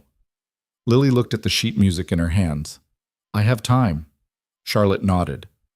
"We'll get there," she said. The apartment held the 3 of them in the April morning light, the city moving outside the windows with its ordinary Saturday business, the coffee going on the counter in the kitchen, and Margaret in her designated spot on the reading chair by the window, and the sheet music spread across the piano, and the bench in the living room standing open the way it had stood for years. No longer just storage for things that had no place to go, but a beginning. The beginning of something that was being learned and would be learned in the patient and irreversible way of things that were being built correctly. Later that afternoon, after lunch, after Lily had returned to the piano on her own and practiced the beginner's scales with the diligent intensity of someone who now understood what they were building toward, Daniel and Charlotte sat on the couch in the particular comfortable arrangement of people who had been sharing a couch long enough to have their own positions in it. His hand was on hers. The city light moved through the windows. "Are you happy?" he asked. He asked it quietly, simply, without the complexity it might have carried at another stage of things. Just the question. She turned to look at him.